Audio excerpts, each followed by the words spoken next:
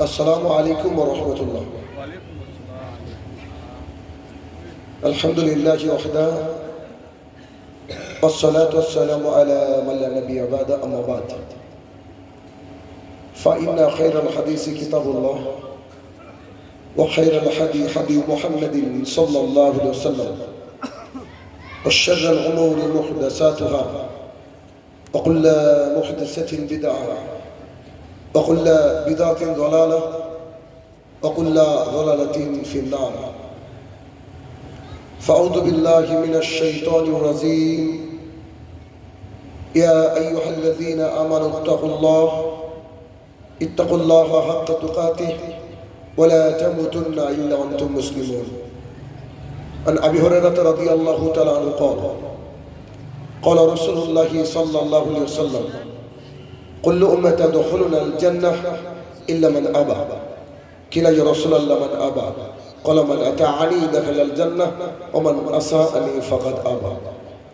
সম্মানিত উপস্থিতি, সর্বপ্রথম আল্লাহ সুবহানাহু ওয়া তাআলার বারগাহে শুকরিয়া জ্ঞাপনার্থে আমরা তারই শেখানো ভাষায় বলি আলহামদুলিল্লাহ। অতঃপর সমগ্র মানব জাতির শিক্ষক, সমগ্র মানব জাতির পথপ্রদর্শক মুহাম্মদুর রাসূলুল্লাহ সাল্লাল্লাহু আলাইহি সাল্লামের উপর শতকোটি সালাত ও সালাম বর্ষিত হোক। আমরা বলি আল্লাহুম্মা আমিন। আজ চীনাবাজার মোল্লাটোলা বাবুপুর যুব কমিটির উদ্যোগে এই তাবলীগী ইজতেমার জন্য আমার যে বক্তৃতার বিষয় রাখা হয়েছে তা হচ্ছে নৈতিক অবক্ষয় ও ইসলামের দিক নির্দেশনা। উক্ত বিষয়ের উপরে তথ্য এবং তত্ত্ববহল আলোচনা করার চেষ্টা করব ইনশাআল্লাহ আজিজ। উক্ত বিষয়ে আমরা আলোচনা শুনব কোরআন এবং সুন্নাহ থেকে। আমার আলোচনা হবে কোরআন এবং সুন্নাহ ভিত্তিক, সুর এবং গজল বিহীন ভাবে। যে আলোচনা আপনার জীবনকে পরিবর্তনের সহায়ক হবে বলে আমি মনে করি। নির্দিষ্ট বিষয়ে কথা বলার পূর্বে একটি বিষয় যেটা আপনাদেরকে জানানো জরুরি, দাঈ আল্লাহ হিসাবে আমাদের সবার নৈতিক কর্তব্য এবং দায়িত্বের মধ্যে পড়ে, তা হলো বর্তমানে যে আইন পাশ হয়ে গেছে ওয়াকফ, যেটা অ্যামেন্ডমেন্ট বিল ছিল কিছুদিন আগে, ওটা কিন্তু অ্যামেন্ডমেন্ট অ্যাক্ট হয়ে গেছে, মানে আইন হয়ে গেছে। আইন বুঝেন কি? হেলমেট না পরে গেলে পুলিশ রাস্তায় ধরে আপনাকে 1000 টাকা ফাইন করতে পারে, এর নাম হচ্ছে আইন। আইন মানে আপনি আর আমি মানতে বাধ্য। তো ওয়াকফ সম্পর্কে সামান্য একটু দিক নির্দেশনা দিব আমাদের এই অন্ধ জাতিকে। কেননা আমাদের সবারই পিঠের উপরে আবেগের বস্তা।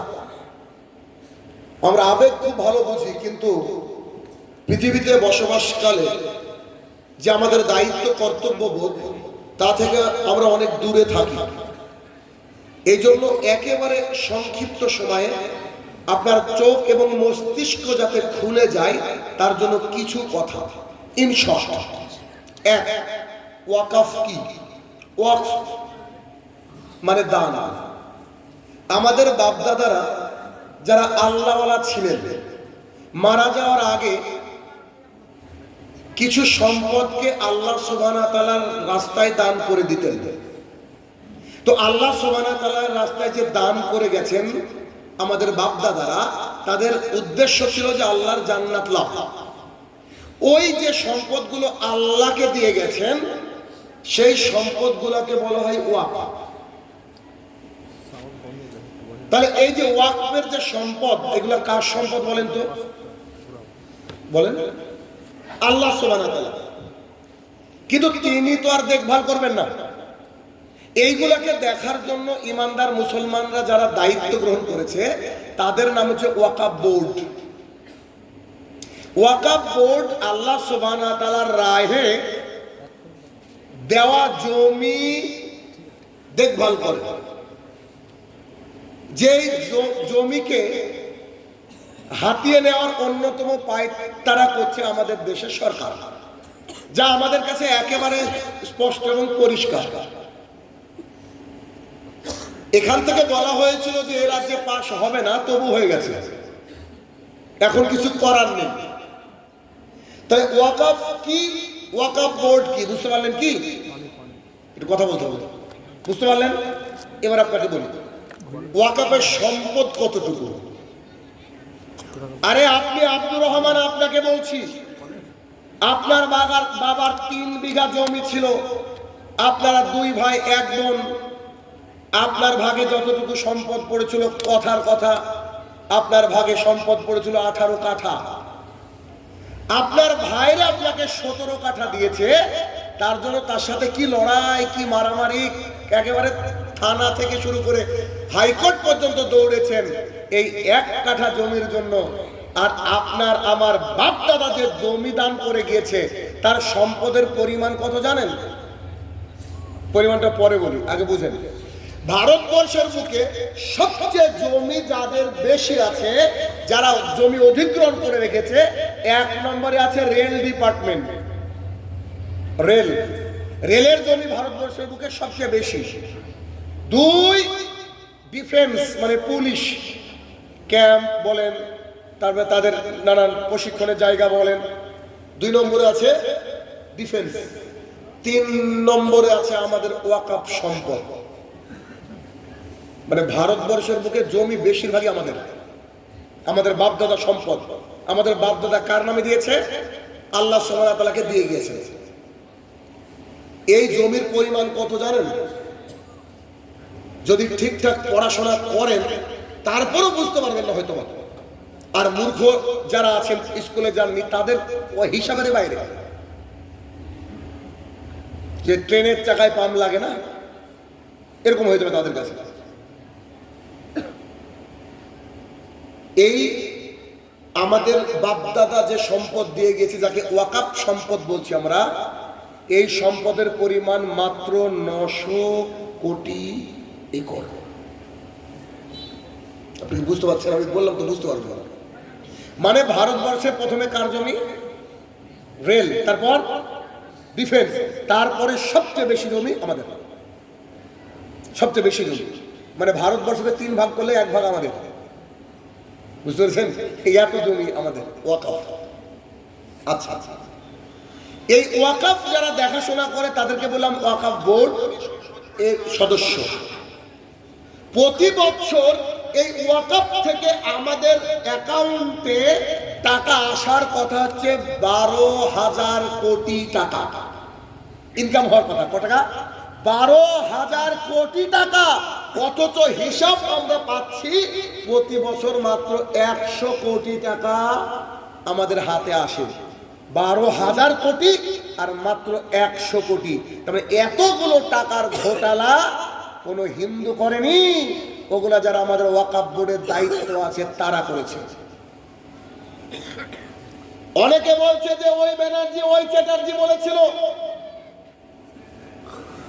এখানে ওই আইনকে লাগু হতে দেব না। আমি মুসলমানদেরকে বলছি, চোখ কান খুলে শুনুন। ভারতবর্ষের বুকে যদি কোন নেতাকে আপনি বিশ্বাস করেন বা কোন নেতার কথায় আপনি বিশ্বাস করেন, তাহলে আপনার মাথায় ডিস্টার্ব আছে। ভারতবর্ষের বুকে যদি কোন নেতা আপনাকে কোনো কথা বলে, ও হোক মুসলমান কিংবা বিধর্মী কোন নেতা, আর তার কথা যদি আপনি বিশ্বাস করে বসে থাকেন, তাহলে বুঝবো যে আপনার মাথায় ডিস্টার্ব আছে।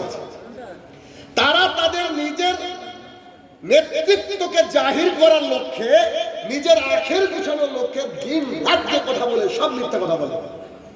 তারা যে ধোঁকা দিবেই, তাই তো তারা নেতা। আর আপনি তাকে বিশ্বাস করে বলছে যে আমাদের রাজ্যে ওয়াকফ আইন পাস হবে না, যে নাকে সরষের তেল দিয়ে ঘুমাচ্ছেন আপনি, পাস হয়ে গেছে। তার মানে যেখানে বসে শাহিনুর রহমান আজকে বক্তৃতা দিচ্ছে, এই জায়গা জমি আপনি ইন্টারনেটে কালকে একটু সার্চ দিয়ে দেখবেন। ইন্টারনেটে যখন নাম ছিল এই আপনার এই মৌজা বা আপনার এলাকার নাম হয়তো ছিল যে কালিয়াচক, এখন দেখবেন এটার নাম ওই জায়গায় দেখছেন কালেক্টর। মানে এই জমিটা কার? সরকারের। সরকার এসে সামনে বছর বলবো যে এখানে আমরা মাহফিল হতে দেবো না, এখানে একটা ফ্যাক্টরি তৈরি করব, আপনার আমার কিছু বলার থাকবে না। কেন বলেন তো? দলিল যার জমি তার। তবে একটা কথা বলি, সেটা কি, ভারতবর্ষের বুকে 1930 সালে একটা আইন লাগু হয়েছিল, যে আইনটা ছিল নামক আইন। ইংরেজরা বলেছিল যে আমাদের কাছ থেকে লবণ খেতে হবে। তৎকালীন সময় আমাদের লিডার, আমাদের অন্যতম নেতা ভারতবর্ষের মিস্টার গান্ধীজি, তিনি মানুষকে নিয়ে বলেছিলেন 1930 সালে এই আইনটা আমরা মানি না। আইন পাশ হয়ে যাওয়ার পরেও গান্ধীজি লড়াই করে সুপ্রিম কোর্ট থেকে বের করে নিয়েছিল, এবং তিনি সেই সময় বলেছিলেন যে কোনো আইন যদি মানবতা বিরোধী হয় সেই আইনকে আমরা মানি না। কে শিখিয়েছিলেন? মিস্টার গান্ধীজি। মুসলমান যদি সবাই চায় এই আইনকে আমরা মানি না, এখনো এই আইনকে উল্টে দেওয়ার মতো ক্ষমতা মুসলমানের আছে।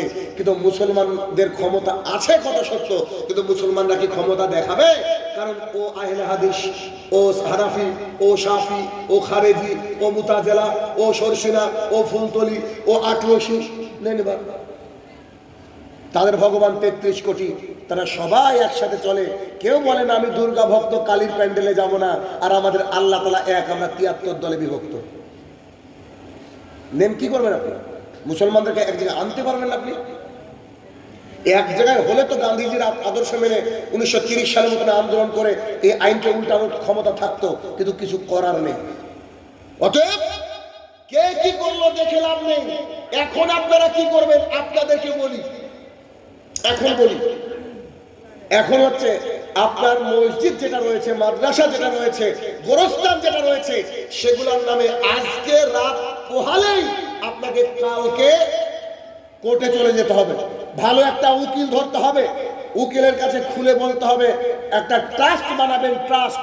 সেই ট্রাস্টের নামে আপনার মসজিদের জমি, আপনার গোরস্থানের জমি, আপনার মাদ্রাসার জমিকে রেজিস্ট্রি করে নেবেন। আমি আমার কথা বলছি, আমরা যতগুলা জমি মসজিদ করেছি, গোরস্থানের করেছি, সব আলহামদুলিল্লাহ আমি ট্রাস্টে রেজিস্টার করে রেখে দিয়েছি। সরকার কেন, ওর 14 সরকার আসলে আমাদেরকে এদিক ওদিক করতে পারবে না। কিন্তু মুসলমানরা তো শিক্ষিত না, এদের তো খালি বিরিয়ানির দোকান দরকার। কালিয়া চোখে শুধু বিরিয়ানি আছে নাকি? তা আমরা তো খেতে আর পায়খানা করতে খেয়েছি, এই হচ্ছে জাতি আমরা। মানে নিজের যে জমিটুকু দরকার, এই জমিটুকু কি করে যে হেফাজত করতে হবে, এতটুকু জ্ঞান আমাদের মধ্যে নেই। আপনাদের যে মসজিদ থেকে এখন আসলাম, এটার নামে রেজিস্ট্রি আছে না? ট্রাস্ট আছে কি? দেখেন নাই, জানেই না মানুষ, জানেই না। না, ট্রাস্টের উপরে রেজিস্টার করতে হবে, মানে সরকার জানবে যে এই মোহাম্মদী জামে মসজিদটা হচ্ছে এই মৌজার এত নম্বরের এদের। নইলে অনেকের জমি এখন থেকে কালেক্টর দেখাচ্ছে। আপনি ভাবছেন এত বড় সম্পদ যদি তারা নিয়ে নেয়, তারা আমাদের বাবা যেখানে শুয়ে আছে, আমাদের দাদুরা যেখানে শুয়ে আছে, বলবে এখানে আমরা একটা বিল্ডিং বানাবো, আমার বাবার আমার দাদুর বুকের উপরে বিল্ডিং তৈরি হবে। তখন আপনার আমার চোখের পানি কোথায়, কোন এরকম নদীর মতো বয়ে চলে। সাবধান হন, নিজের সন্তানকে শিক্ষিত করুন, এবং সমস্ত বিষয় তথ্যকে জোগাড় করে মুসলমানদের যেমন করে চলা উচিত অ্যাকর্ডিং টু কোরআন এন্ড সুন্নাহ, সেই অনুযায়ী আমাদেরকে চলা উচিত। অতএব ওয়াকফ নিয়ে যদি এক হতে পারেন মুসলমান জাতি, তবে আইনকে পাল্টানো যাবে। আমার মনে হয় না যে আপনারা আমরা এক হতে পারবো, এমন পরিস্থিতি এমন দাঁড়িয়েছে। এখন অন্তত পক্ষে যে উম্মিদ পোর্টালে যে সময়টা দেওয়া হয়েছে, এটাতে রেজিস্ট্রি করার চেষ্টা করেন, ভালো একটা উকিল ধরেন, আর যদি এটা করতে পারেন তো ইনশাল্লাহ কিছুটা হয়তো সুরাহা হতে পারে। আল্লাহ তাআলা আলাম। আর দোয়া করবেন যে আমাদের বাপদাদা যেসব গোরস্থানে শুয়ে আছে, দাদু দাদিরা যেখানে শুয়ে আছে, এগুলো যেন সরকারের হাতে না যায়, চেষ্টা করেন। কিন্তু খাতা কলমের চেষ্টা করতে হবে, মুখে চেষ্টা করে লাভ নেই, আন্দোলন করে কোনো লাভ নেই। আসলে আমার মূল আলোচনায় ফিরে, নৈতিক অবক্ষয় এবং ইসলামী দিক নির্দেশনা।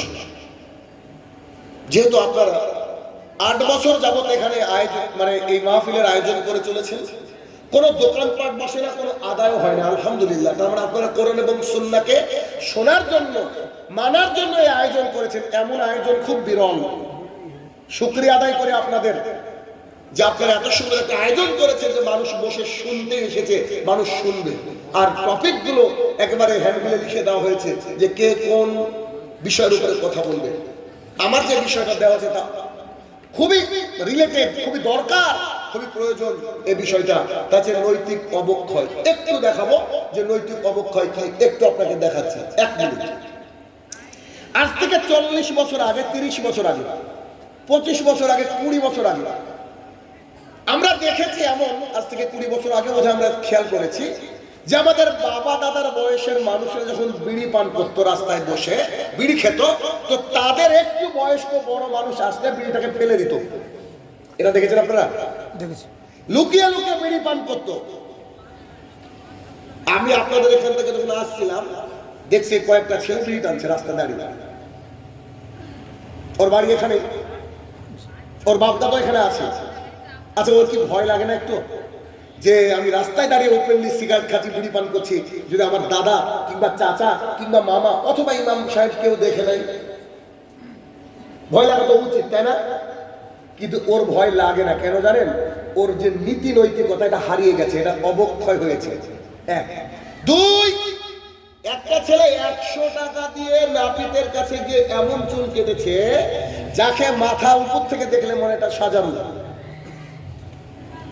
2 সাইড থেকে একেবারে চুলকে একবার চেষে উড়িয়ে দিয়েছে, মিডিল দিয়ে রেখেছে, পেছনে আবার হাট আঁকেছে, হাট।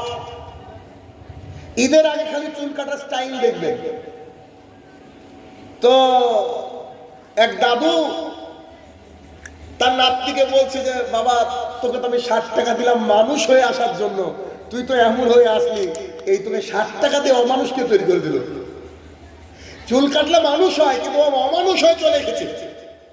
এমন চুল কাটা একজন মানুষ কাটতে পারছে, কাটছে একটা সন্তান। কেন পাচ্ছে? তার চোখ লজ্জা উঠে গেছে। কেন? নৈতিক অবক্ষয় ঘটেছে, নৈতিক অবক্ষয় ঘটেছে। 3, আগেকার সময়ে বড় এবং ছোটদের সাথে যখন সাক্ষাৎ হতো, ছোটরা বড়দেরকে সালাম দিত, বড়রাও ছোটদেরকে সালাম দিত। কিন্তু এখন সালাম দেয় না। মাস্টার আর ছাত্র মিলে একসাথে স্কুলে সিগারেট পর্যন্ত খায়। খায় কি খায় না? মাস্টার আর ছাত্ররা হাই স্কুলে গিয়ে দেখেন একসাথে সিগারেট পর্যন্ত খায়। শিক্ষক মানে শিক্ষাগুরু, যাকে দ্বিতীয় বাবা বলা হয়, সমাজের লোক বলে, শিক্ষিত মানুষরা বলে বাবা এবং সন্তান নাকি একসাথে বসে সিগারেট খাচ্ছে স্কুলের হল রুমে। এটা হচ্ছে নৈতিক অবক্ষয়, নৈতিক অবক্ষয়। একটা ছেলে আর একটা মেয়ে দাঁড়িয়ে জেনা করছে। আগেকার মানুষ দেখলে চড় থাপ্পড় দিত, ওই মেয়েটার সাথে তুই কেন কথা বলছিস? কিন্তু এখন বোধহয় কেউ এই দৃশ্য দেখার পরে তাদেরকে চড় দেওয়া তো দূরের কথা, তাদের সাথে কথা বলতে ভয় পায়। কেন? এমন একটা জেনারেশন রেখেছে আমাদের সামনে যে আপনি কথা বললে আপনাকে উল্টো অপমান করে দেবে। আমি নার্সারিতে গিয়েছি একটা গাছ কিনবো বলে, ফুলের বা ফলের কিছু গাছ নিব বলে। তো নার্সারির মালিককে আমি দেখতে পাচ্ছি না।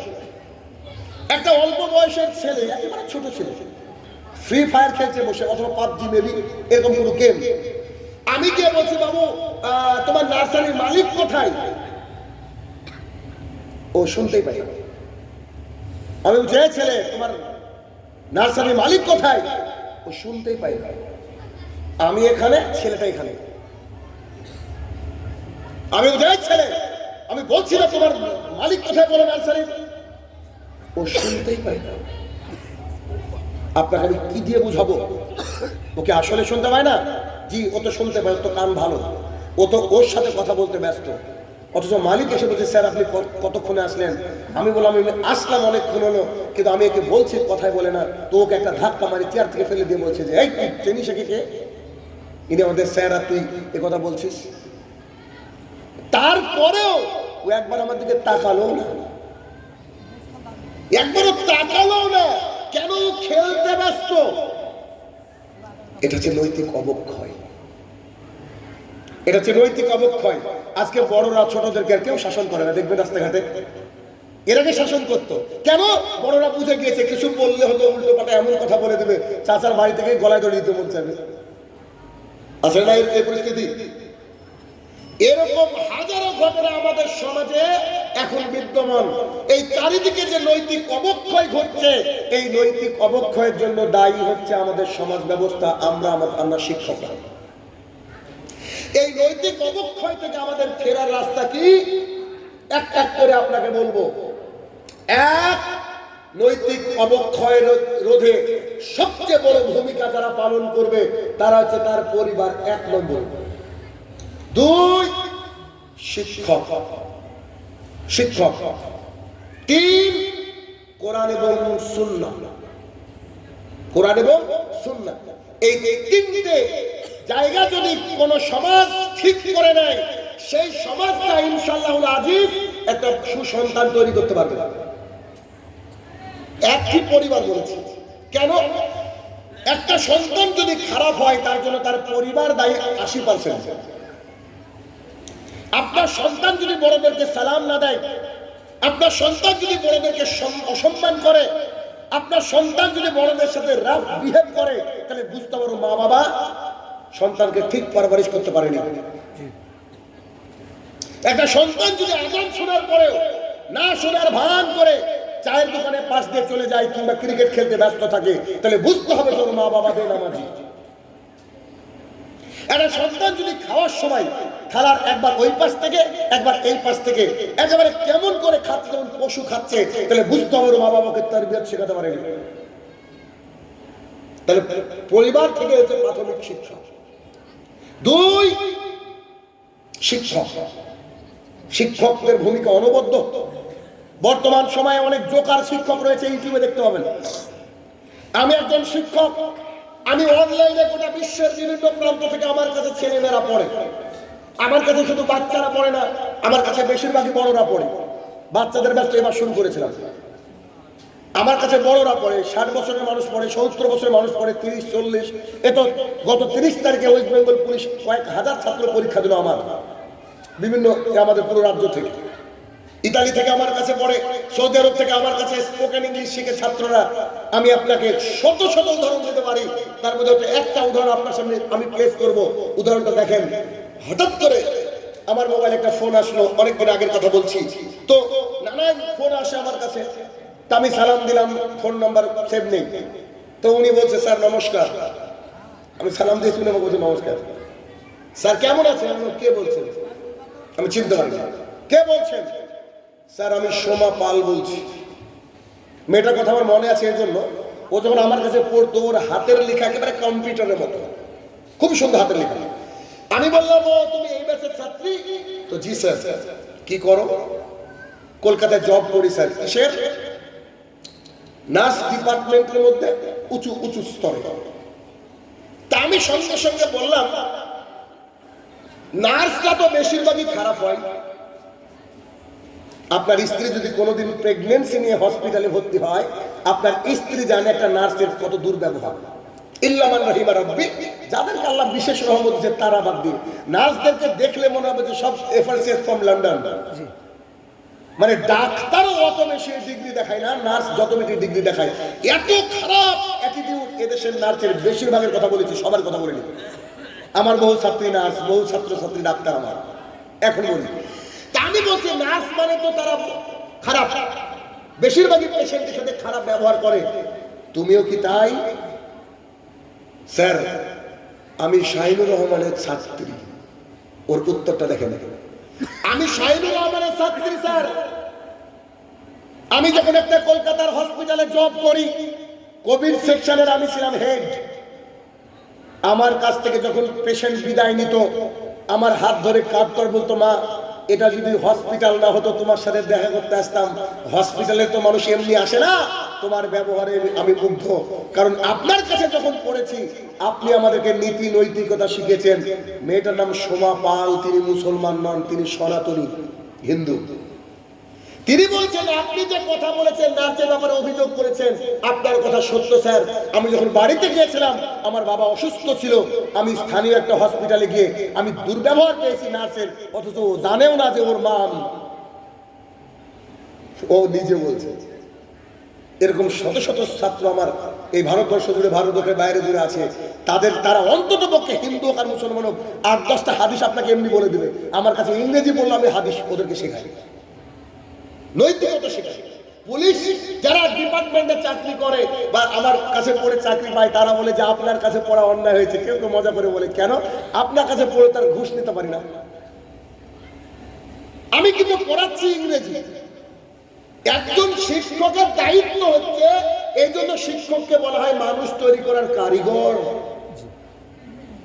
আমার যতজন ছাত্রছাত্রী আছে আমাকে সবাই সালাম দিয়ে পড়া বলে, তাহলে বুঝতে পেরেছি আমি মুসলমানদের কথা বলছি। তাহলে ব্যাপারটা কি? একজন স্যার, একজন শিক্ষক সামাজিক যে নৈতিকতা, এই নৈতিকতার অন্যতম অগ্রণী ভূমিকা পালন করতে পারে। অতএব যে স্যারের কাছে ছেলে বা মেয়েকে পড়তে দিবেন, উনার মধ্যে যদি দিনদারিতা থাকে তবেই আপনি পড়তে দিবেন, নাহলে ওর কাছে পড়তে দিয়ে আপনার সন্তানকে নাস্তিক বানিয়ে দিবেন, আপনার সন্তানকে নাস্তিক বানাবেন। অতএব কোন স্যারের কাছে দিচ্ছেন এটা কিন্তু খুব হিসাব করে দিবেন। 3, কোরআন এবং সুন্নাহ, এটা হচ্ছে সবচেয়ে ভ্যালুয়েবল এই দুনিয়ার বুকে। কারোর মধ্যে যদি কোরআন এবং সুন্নাহর জ্ঞান থাকে, তার মধ্যে নীতি নৈতিকতা ফিরে আসবে, আসবেই আসবে। কেমন? আমাদেরকে ফেসবুকে মানুষ দিনরাত গালি দেয়, যার পছন্দ হয় না সে গালি দেয়। আমি কোরআন এবং সুন্নাহ মোতাবেক কথা বলি, তিনি বলেন না, তিনি আমাদেরকে গালি দেন, অথচ ও জানেও না যে আমাদের যোগ্যতা কোথায়। যে গালি দিচ্ছে হয়তো ওর বাবা আমার স্টুডেন্ট। এখনকার ছেলেদেরকে বোঝা মুশকিল। তো তারা, আমি আমার স্টুডেন্টকে এই বছর থেকে লেনদেন করি, মানে আমি আগের বছর কয়েকটা ঠকেছি, প্রোগ্রামে গিয়েছি, এসে বলছে স্যার আমি আপনার ছাত্র, আমার বাবার বয়সের। আরে আমি আবার আপনাকে বলছি আব্দুর রহমান পড়া বলো, আব্দুর রহমান পড়া বলে, এটা কেমন কথা? এবার থেকে সিদ্ধান্ত নিই যে ছাত্র যেহেতু অনলাইনে পড়া দেখতে তো পাই না, বেশিরভাগই সময় পরে দেখি, এই জন্য এবার সিদ্ধান্ত নিই সমস্ত ছাত্রকে লেনদেন করিয়ে নিই, একেবারে বাচ্চা বাদ দিই। কেন? আমি তো বুঝতে পারছি না ও ছেলে নাকি ছেলের বাবা। বুঝেন বিষয়টা? তো কোরআন এবং সুন্নাহ যদি আমাদের সমাজে ঠিকঠাক করে অ্যাপ্লাই করতে পারি, আমাদের যাবতীয় যে নৈতিক অবক্ষয় তা একেবারে টোটালি চেঞ্জ হয়ে যাবে, বিশ্বাস করে। তা কেমন করে? 1 মিনিট এই কথাটাকে একটু প্যাকেট করে দিন। নৈতিক অবক্ষয় রোধে 3 শ্রেণীর জিনিসের কথা বললাম। এই 3 শ্রেণীর জিনিস যদি সচেতন হয়, তাহলে নৈতিক অবক্ষয় আমাদের সমাজ থেকে উঠে যাবে। 1, পরিবার। 2, শিক্ষক শিক্ষিকা। 3, কোরআন এবং সুন্নাহর তালিম। এই 3টে স্ট্রং হোক, সমাজে সুন্দর সন্তান বের হবে। এবার আসেন, এবার কি করে আমরা আমাদের সন্তানদেরকে তালিম দিব, শিক্ষা দিব, যাতে করে আমাদের সন্তানদের মধ্যে নৈতিক অবক্ষয় আসবে না। টাকা পড়ে থাকলে আপনার সন্তান উঠাবে না, ওর কষ্ট হলেও বাম হাতে পানি পান করবে না, কষ্ট হলেও দাঁড়িয়ে পেশাব করবে না। হ্যাঁ, করতে পারে, পেশাব দাঁড়িয়ে করা জায়েজ আছে, সে কথা বলছি না, তবে আপাত দৃষ্টিতে স্বাভাবিকভাবে করবে না। কি করে? 1, পারিবারিক ভাবে তার মধ্যে নৈতিক অবক্ষয়ের বিষয়গুলোকে মানে সিম্বলাইজ করতে হবে এবং সেখান থেকে বের করে নিয়ে আসতে হবে। দেখেন, 1, পারিবারিক শিক্ষা। পারিবারিক শিক্ষা কি? রাসূল সাল্লাল্লাহু আলাইহি সাল্লাম বসে আছেন, সামনে কিছু খেজুর কেউ দিয়ে গিয়েছে, এগুলো হচ্ছে সাদাকার মাল। হোসেন রাদিয়াল্লাহু তাআলা আনহু, আলী রাদিয়াল্লাহু আনহুর সন্তান, রাসূল সাল্লাল্লাহু আলাইহি ওয়াসাল্লামের নাতি, তিনি দৌড়ে এসে একটা খেজুর মুখের মধ্যে পুরে দিয়েছেন। রাসূল সাল্লাল্লাহু আলাইহি ওয়াসাল্লাম তার মুখের মধ্যে আঙুল ঢুকিয়ে খেজুরটাকে বের করে দেব, যেটা সাদাকার মাল, এটা নবী পরিবারের কারোর জন্য খাওয়া জায়েজ নয়। কিন্তু আপনার বাড়ির পাশে খানা হচ্ছে, বলছে যে মারা গিয়েছে 40 দিন পর খানা 40 হচ্ছে, আপনার সন্তান খেতে যাচ্ছে। ঠিক, আপনার সন্তান কি খেতে যাওয়া যায়? যেটা রাসূল সাল্লাল্লাহু আলাইহি ওয়াসাল্লামের এখান থেকে আপনাকে কি করতে হবে? শিক্ষা নিতে হবে। পারিবারিক জীবনে মা বাবা যদি কোরআন এবং সুন্নাহ মোতাবেক চলতে পারে, তাহলে একটা সন্তানের মধ্যে নৈতিক অবক্ষয় আসবে না। তাহলে কি? 1, সন্তানের সাথে খেতে বসার সময় বিসমিল্লাহটা একটু জোরে বলবেন। কেন? আপনার সন্তান বাচ্চা তো, যাতে করে ওর অভ্যাস হয়ে যায়।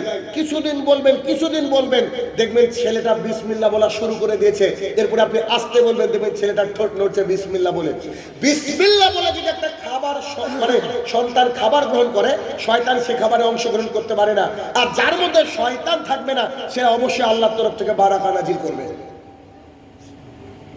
আমি একটা উদাহরণ দেব আপনাকে। খাচ্ছি রাত্রিবেলা, মাগরিবের পর পর আমরা খেয়ে দিই বাড়িতে। তো খেতে বসেছি, আমি আমার সন্তান ছেলে মেয়ে সবাই আছি।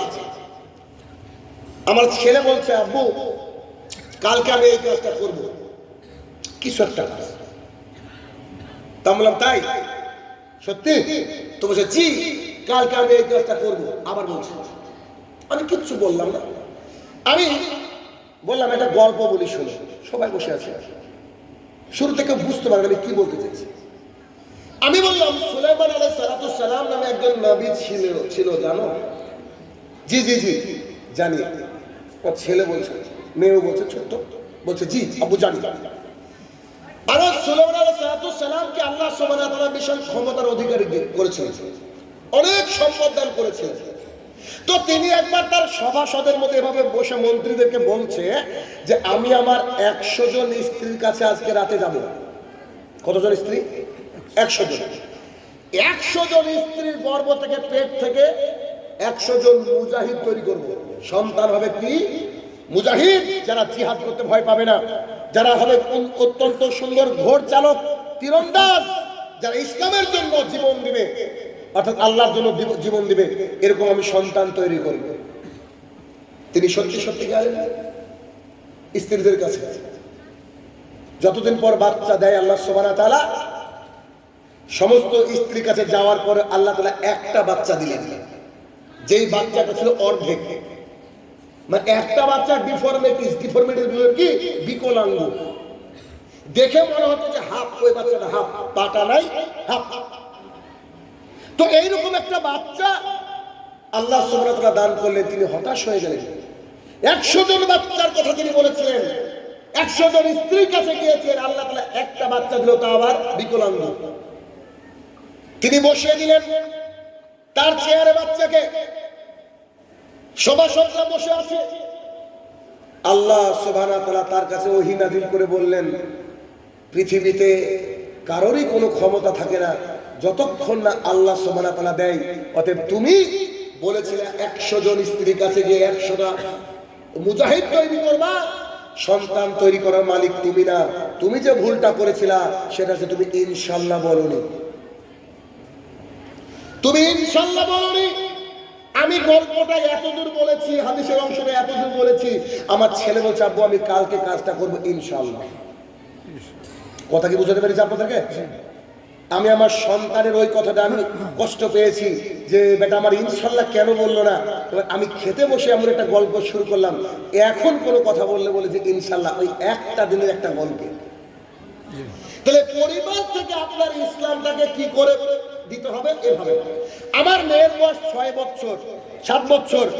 এই মেয়েটা 4 বছর বয়সে আমাদের বাড়িতে যদি কোনো মহিলা আসতো, 3 জন মহিলা এসে কথার কথা, একজন মহিলা বোরকা পরে এসেছে, 2 জন মহিলা বোরকা পরেনি, আমি বাড়িতে আসলে আমার মেয়ে বলতো জানো আব্বু আজকে আমাদের বাড়িতে 3 জন মেয়ে এসেছিল, 1 জন মুসলমান 2 জন হিন্দু। পারিবারিক শিক্ষা। আপনি যদি দাড়ি রেখে দেন তো দাড়ি রেখে দেওয়াটা একটা দাওয়াত, দাড়ি রাখতে হবে।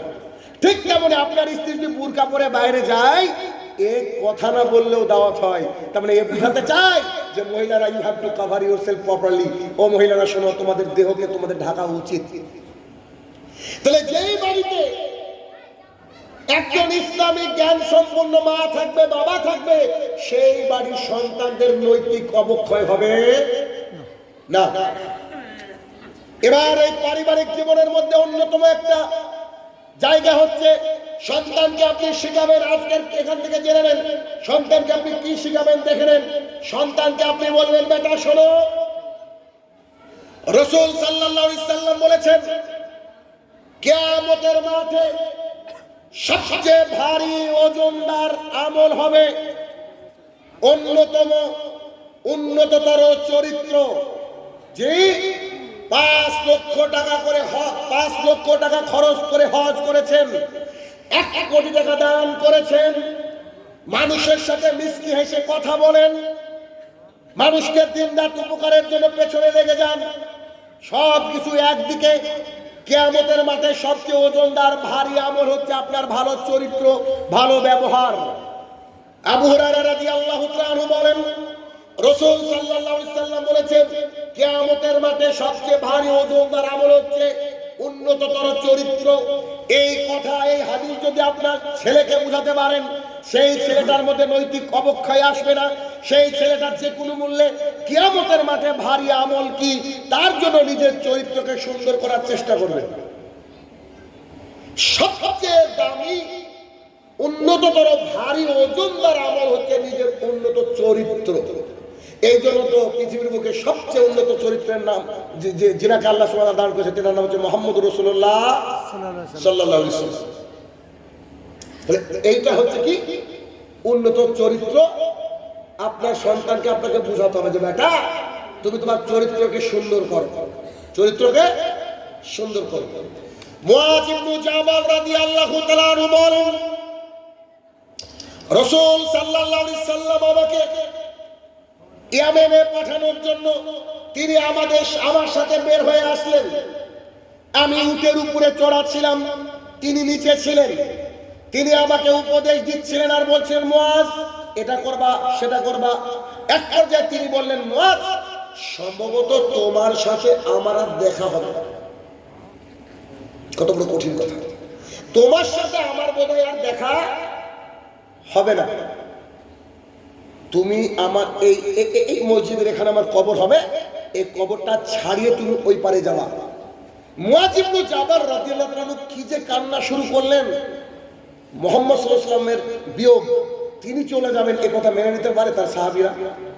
তো তিনি কান্নায় ভেঙে পড়লেন।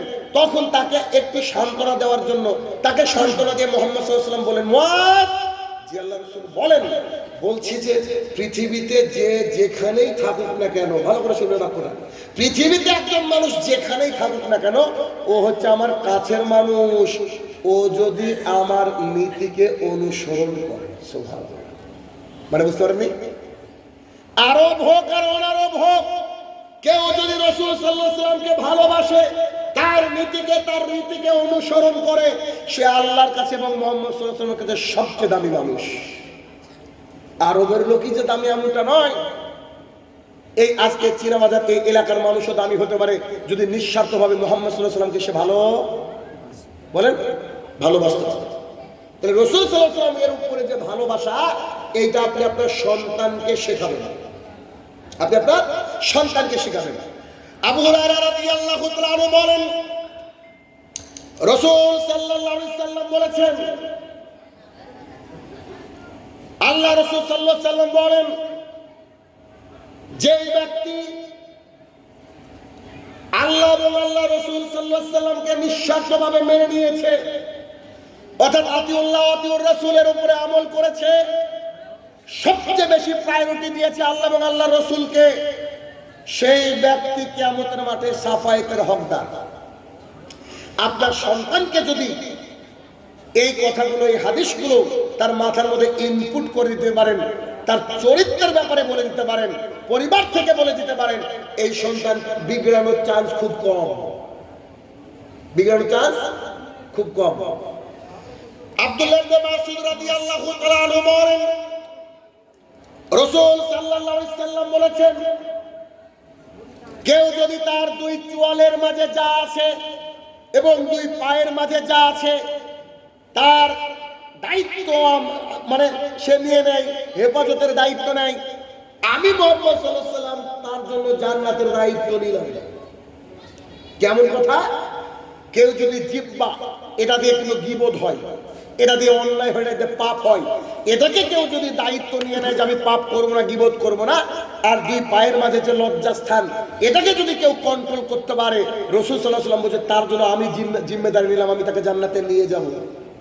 আপনার সন্তানকে যদি এই হাদিসটা ভালো করে শেখাতে পারেন যে বেটা, তুমি তোমার জিহ্বাটাকে কন্ট্রোল করবা, তুমি তোমার লজ্জাস্থানকে হেফাজত করবা, সেই সন্তান বিগড়ানোর চান্স খুব কম আছে। জনৈক সাহাবী বলেন, সাহাবী উকবা ইবনে আমির রাদিয়াল্লাহু তাআলা আনহু বলেন, আমি রাসূল সাল্লাল্লাহু আলাইহি ওয়াসাল্লামকে জিজ্ঞাসা করলাম, আল্লাহ রাসূল সাল্লাল্লাহু আলাইহি ওয়াসাল্লাম, আপনি আমাকে বাঁচার রাস্তা বলেন তো, কি করে বাঁচবো এই রাস্তা বলেন। তখন তিনি আমাকে বললেন, এক, ঘরের মধ্যে থাকো, দুই, জিহ্বাকে কন্ট্রোল করো, তিন, নিজের পাপের জন্য কাঁদো। ব্যাস, বাঁচার রাস্তা কি? You have to stay in your house. আপনাকে আপনার বাড়িতে থাকতে হবে। বিনা কারণে বাজারে চায়ের দোকানে বসেন না। আমি শাহিনুল রহমানের তো কোনোদিন চায়ের দোকানে বসা হয় না, আলহামদুলিল্লাহ। কোনো সময় রাস্তায় চলতে গেলে এটা ভিন্ন কথা, এমনি বাড়িতে থাকলে যে চায়ের দোকানে কোনোদিন বসেছি এরকম হয় না। যে টিভি চলছে না, দূরের কথা। চায়ের দোকানে বাজার পৃথিবীর মুখে সবচেয়ে নিকৃষ্ট জায়গা হচ্ছে বাজার, আর সবচেয়ে সুন্দর জায়গা হচ্ছে মসজিদ। কিন্তু দেখেন, আমরা বাজারে বেশি সময় কাটাই আর মসজিদে কম সময় দিই। ইমাম সাহেব একটু সলাৎকে দিন বললে আমাদের মেজাজ খারাপ হয়ে যায়, আর বাজারে গিয়ে ঘন্টার পর ঘন্টা আমরা সময় কাটাই, কোনো অসুবিধা নাই। তাহলে আমাদেরকে বাড়িতে পড়ে থাকতে হবে, বাড়িতে। যাতে এলাকার মানুষ বলে, কি গো তুমি কি বাড়িতে থাকো না, এরকম কথা বলে মানুষ। আমি চেষ্টা করি, আমার পরিবারকে বলি, খবরদার, বাড়ির থেকে বানানোর দরকারই নাই। পৃথিবীতে এসেছে পরীক্ষা দেওয়ার জন্য, আল্লাহর কাছে ভালো রেজাল্ট করতে পারলে ব্যাস, আর কিছু না। অতএব বাড়িতে থাকবেন, বিনা কারণে বাজারে যাইয়েন না। দুই, you have to control your tongue. তোমার জিহ্বাকে কন্ট্রোল করো। এটা যে খতরনাক জিনিস। রাসূল সাল্লাল্লাহু আলাইহি ওয়াসাল্লাম বলেছে, ফালিয়াকুল খায়রা আও লিয়াসমুত। If you want to say something, say good thing, otherwise just keep your mouth shut. যদি কিছু বলতে হয় তো ভালো বলো, নিলে চুপ থাকো। আমাদের বিরুদ্ধে কত মানুষ ফেসবুকে বলেন তো আমি কি লিখতে পারিনি, আল্লাহ কি দুটো হাত দেয়নি? বলেন আমরা কি বলতে পারিনি? বলতে পারি বলে তো আপনি ডেকেছেন আমাকে, বলতে পারি বলে তো আপনারা নিচে আমাকে উপরে রেখেছেন, ঠিক না? তো বলতে পারি তো আমরা, তাও তাদের বিরুদ্ধে বলি না। কত মানুষ যে গালি দিল, কত মানুষ যে উল্টো কটু কথা বলছে, তারপরেও আমরা চুপ করে যাই। কেন? আল্লাহ সুবহানাহু ওয়া তাআলা আছে। আর কেন চুপ করে জানেন? এ দেখেন, চুপ করার আপনি দলিল নিয়ে নেন। এই হাদিসটা একটু পরে বলছি, দলিলটা নিয়ে নেন। দেখেন, আবু বকর সিদ্দিক রাদিয়াল্লাহু তাআলা দাঁড়িয়ে আছেন, রাসূল সাল্লাল্লাহু আলাইহি ওয়াসাল্লাম বসে আছেন। একজন ব্যক্তি এসে আবু বকরকে গালি দিতে শুরু করলো। আবু বকরকে খুব গালি দিচ্ছে। যখন আবু বকরকে গালি দিচ্ছে রাদিয়াল্লাহু তাআলা আনহু, তখন রাসূল সাল্লাল্লাহু আলাইহি ওয়াসাল্লাম বসে বসে হাসছে। আচ্ছা বলেন তো, আপনাকে কেউ এসে গালি দিল আর আপনার প্রিয় বন্ধু হাসছে, মেজাজ কি গরম হবে কি হবে না? লোকটা আরো বেশি গালি দিচ্ছে আবু বকর রাদিয়াল্লাহু আনহুকে, রাসূল সাল্লাল্লাহু আলাইহি ওয়াসাল্লাম বসে হাসছে, মিসকি মিসকি হাসছে। তখন আবু বকর রাদিয়াল্লাহু আনহুর মেজাজ খুব গরম হয়ে গেল। আরে একে কিছু বলি না তাই গালি দিচ্ছে মানে? আবু বকর রাদিয়াল্লাহু আনহু উঠে তাকে বলতে লাগলেন, তোমার এত বড় সাহস, তুমি গালি দাও মানে? আবু বকর একটু চড়া হয়ে কথা বলতে লাগলো। রাসূল সাল্লাল্লাহু আলাইহি ওয়াসাল্লাম মুখটা ম্লান হয়ে গেল, তিনি সেখান থেকে উঠে চলে গেলেন। আবু বকর রাদিয়াল্লাহু আনহু তাকে ভৎসনা করা থামিয়ে দিয়ে রাসূল সাল্লাল্লাহু আলাইহি ওয়াসাল্লামের পেছনে গিয়ে বলছেন, আমার পিতামাতা আপনার উপরে কুরবান হোক। ঘটনা কি? আরে ও যখন গালি দিচ্ছিল আপনি হাসছিলেন, আর আমি যখন বলা শুরু করলাম আপনি উঠে চলে আসলেন, আপনি রাগ করলেন। ঘটনা কি? তখন বলছে, আবু বকর তুমি শোনো, তোমাকে যখন ও গালি দিচ্ছিল তখন তোমার তরফ থেকে জবাব দিচ্ছিল ফেরেশতা। বুঝতে পারলেন? তোমার তরফ থেকে জবাব দিচ্ছিল কে? ফেরেশতা। আমি বসে বসে দেখছিলাম ফেরেশতার জবাব দিয়াটা, যে সে কত সুন্দর জবাব দিতে পারে। যখন তুমি জবাব দেওয়া শুরু করলা, ফেরেশতা চলে গেল, আর ওখানে শয়তান আসলো। আর যেখানে শয়তান থাকে সেখানে মুহাম্মদ সাল্লাল্লাহু আলাইহি ওয়াসাল্লাম থাকে না। কত মানুষ আমার কাছে এখনো মেসেজ আছে যে আপনাকে না বুঝে কত গালি দিয়েছি ভাই, বা স্যার আপনাকে গালি দিয়েছে, আপনি আমাকে ক্ষমা করে দেন। আমি বললাম যে এটা বলা লাগে না, আমি রাতে ঘুমানোর আগে ক্ষমা করে ঘুমাই মানুষকে। এটা আমার বৈশিষ্ট্য। কারণ ওই তোমার ভাই যে গালি দিয়েছে, বুঝলেন, সে কোনো না কোনো একদিন ভুল বুঝতে পারবে। এমনও লোককে আমি চিনি যে আমাকে ওই আপনার স্টেজে বক্তৃতা দেওয়ার কারণে সেদিন খাওয়া জুটেনি আমার। আমি আর রাহুল ছিলাম, রাহুলের বক্তৃতা আগে হয়ে গেছে। আমি যখন বক্তৃতা দিয়ে শুরু করেছি, পুরো দর্শককে খেপিয়ে দিয়েছে, আমাকে মারের জন্য প্রস্তুত। আমি গাড়ি চড়ে পালিয়ে এসেছি। পরের বছর সেই লোক আবার কমিটিকে ধরে বলেছে, শাহিনুর রহমানকে বলো সেজন্য আমাকে ক্ষমা করে দেয়। আমি ভুল বুঝতে পেরেছি, তার হাদিস সঠিক ছিল। ফেরেশতা জবাব দেয়। আগের হাদিসে আসে, দুই, you have to control your tongue. তুমি তোমার জিহ্বাকে কন্ট্রোল করো। যখন আপনাকে সবাই গালি দিচ্ছে, কটু কথা বলছে, বিরুদ্ধে অপবাদ দিচ্ছে, শুধু মুখটা তুলে আকাশে আল্লাহর দিকে বলেন, আল্লাহ তুমি তো দেখছো। বাংলাদেশের একজন আলেম, যিনি আল্লাহ জিম্মেদারিতে চলে গিয়েছেন, পৃথিবীর এমন কোন বাংলাভাষী লোক নয় তাকে চিনেন না। নিশ্চয়ই বুঝতে পারছেন কার কথা বলছি। স্বৈরাচারী শাসকের জন্য তিনি এরকম করে আকাশের দিকে তাকে যেন কি বলেছিলেন, আল্লাহ সুবহানাহু ওয়া তাআলা আমাদের চোখের সামনে দেখালেন যে মাজলুম যদি কোনো দোয়া করে সেই দোয়া ফেরত দেওয়া হয় না। আজকে তার বাসস্থানে হারিয়ে গেছে। বুঝতে পারছেন ভাইরা আমার? জুলুম কারোর উপরে করেন না। এই জিহ্বা খুব কঠিন একটা জিনিস। আপনার এই মুখের কথার মাধ্যমে যদি কারোর গভীর রাতে 2 ফোঁটা চোখের পানি ঝরে যায়, অথবা আড়ালে আবদালে যদি আপনার কথায় কষ্ট পেয়ে কেউ কাঁদে কিংবা কষ্ট পায়, তাহলে এই পাপের বোঝা বহন করা আপনার জন্য খুব কঠিন হয়ে যাবে। কিয়ামতের মাঠ খুব জটিল এবং কঠিন হয়ে যাবে। সো আপনার মুখকে কন্ট্রোল করতে হবে, বাঁচার রাস্তা। 3, তুমি তোমার পাপের জন্য কাঁদো। জি, পৃথিবীর বুকে একজন মানুষের নাম বলছি যার চরিত্র আপনি আমি মাপতে পারবো না, চরিত্র আপনি আমি মাপা সম্ভবই না। যার নাম হচ্ছে উমর ইবনুল খাত্তাব রাদিয়াল্লাহু তাআলা। উমর ইবনুল খাত্তাব রাদিয়াল্লাহু তাআলা রাসূল সাল্লাল্লাহু আলাইহি সাল্লামের পরে যদি নবীর এ জারি থাকতো সিলসিলা, তো তিনি নবী হতেন। তিনি যে রাস্তা দিয়ে যেতেন ওই রাস্তাতে কোনো শয়তান থাকতো না। আল্লাহ তাআলা তাকে এমন করে কবুল করে নিয়েছেন যে তিনি মুহাম্মদ সাল্লাল্লাহু আলাইহি ওয়াসাল্লামের পাশে আজকেও ঘুমিয়ে আছেন কবরের মধ্যে। এই উমর ইবনুল খাত্তাব রাদিয়াল্লাহু তাআলার জীবনী যখন পড়ছি, তো দেখছি তিনি এত বেশি কাঁদতেন যে তার চোখের এই 2 দিক দিয়ে একেবারে দাগ পড়ে গেছিল। একটা ঘটনা ছোট্ট করে উল্লেখ করতে চাইছি, তা হচ্ছে দেখেন, কিছু মানুষ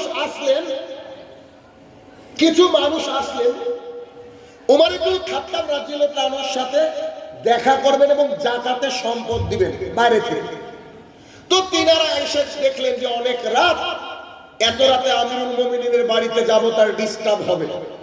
যাত্রার বাড়িতে কলিং বেল দেন না যখন সময়, তো এত রাত ডিস্টার্ব হবে। সকালবেলায় ফজরের সালাতের সময় সালাত আদায় করব, আমিরুল মুমিনের হাতে সম্পদটা দিয়ে চলে যাব, যাকাতের সম্পদ। তো তিনারা মসজিদের মধ্যে ঢুকলেন, 2 রাকাত সালাত আদায় করে শুয়ে পড়বেন মসজিদে তখন তো আমাদের মতো লাইটিং এর ব্যবস্থা ছিল না। তো একটা দীপ করে কোনো একটা দীপ বা বাতি কিছু জ্বলছিল। হঠাৎ করে তারা ঢুকে চুপ হয়ে গেলেন। কেন?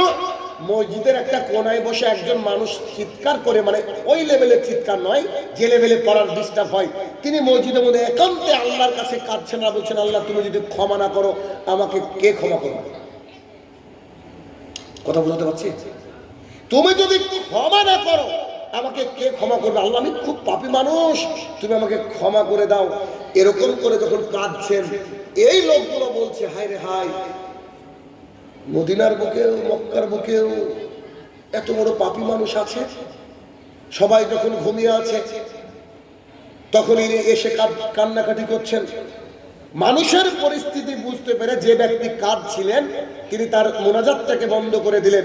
মানে কেউ এসেছে হয়তো আতিথেয়তা করতে হবে, তাই তিনি মোনাজাতকে বন্ধ করে দিয়ে যখন এদের সাথে সাক্ষাৎ করতে আসলেন, দেখলেন তিনি আর কেউ নন, স্বয়ং ওমর ইবনুল খাত্তাব রাদিয়াল্লাহু আনহু। বুঝা আপনি আমিরুল মুমিনিন, আপনার ডিস্টার্ব হবে বলে আপনার বাড়ি থেকে আপনাকে ডাকিনি। তখন তিনি বললেন, দুঃখিত, সারাদিন জনগণের জন্য আল্লাহ আমাকে নিয়োজিত করেছে, আমি আমার আল্লাহকে সময় দিতে পারি না, তাই রাতের বেশিরভাগ অংশটা আমি আল্লাহর কাছে ইবাদতে কেঁদে কেঁদে কাটিয়ে দিই। মুন্নাটোলার মানুষ তারা, মুল্লাটোলা। আরে কি দিয়ে বুঝাবো আপনাকে বলেন তো? কি দিয়ে বুঝাবো?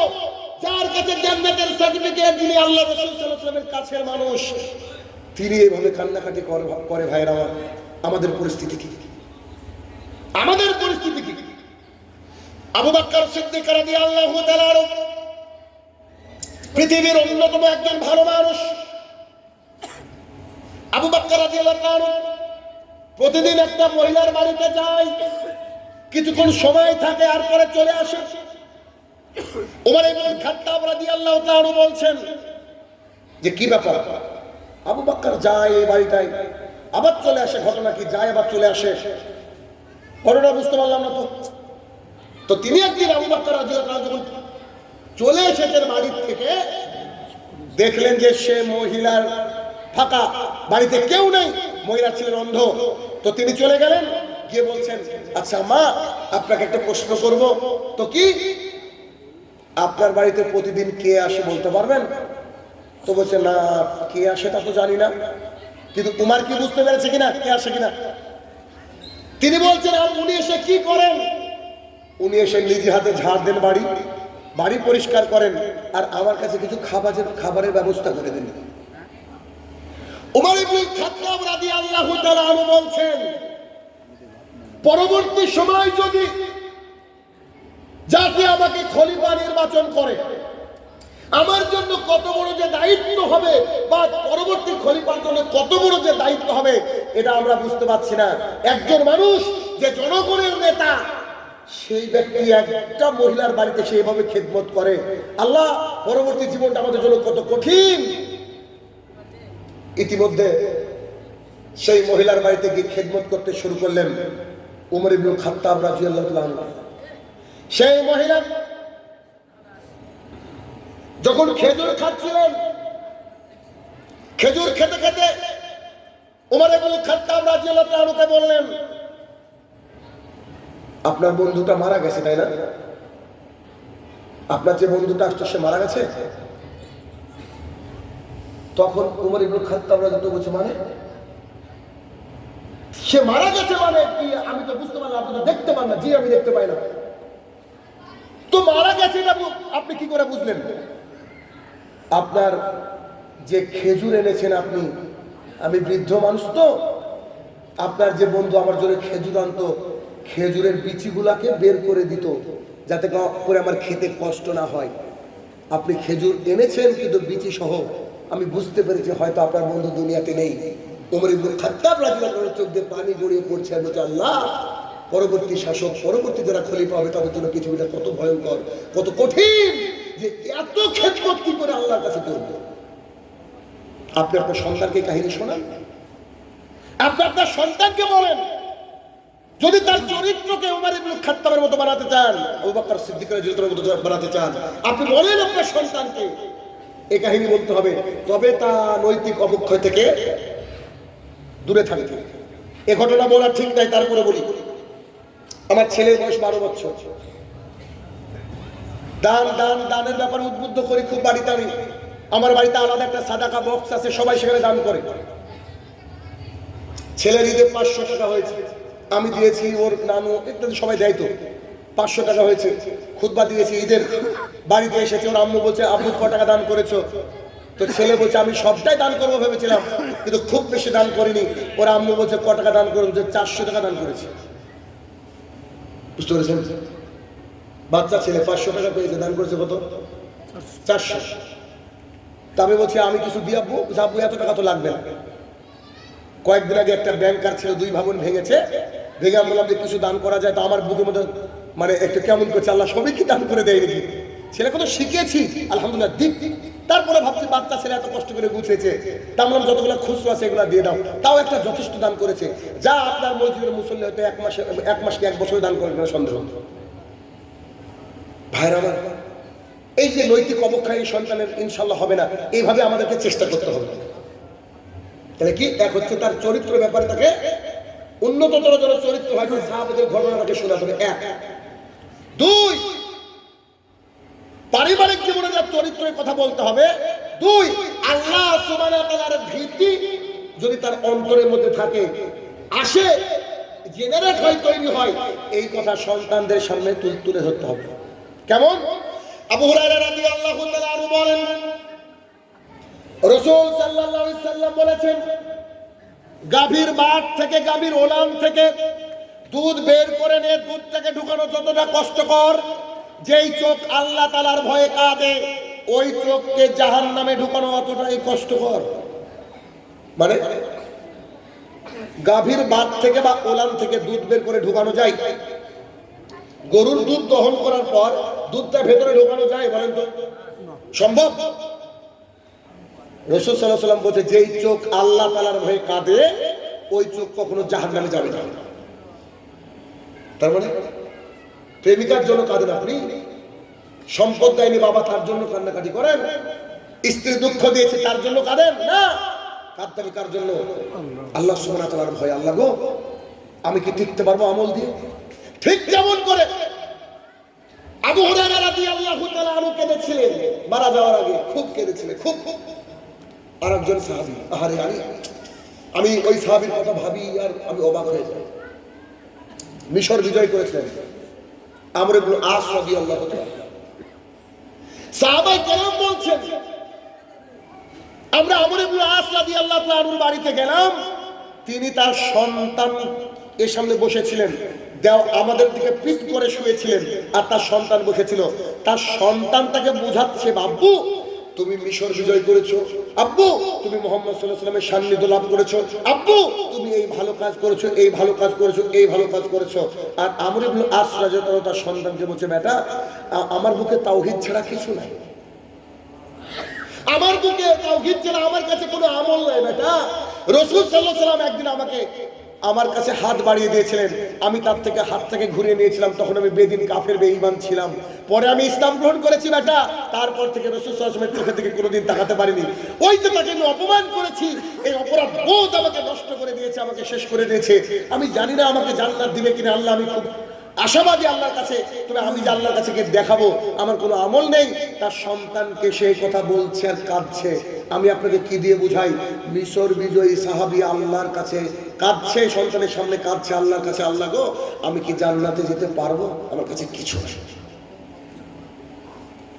আপনি আপনার সন্তানকে আল্লাহর ভয়ে কান্না শেখাবেন,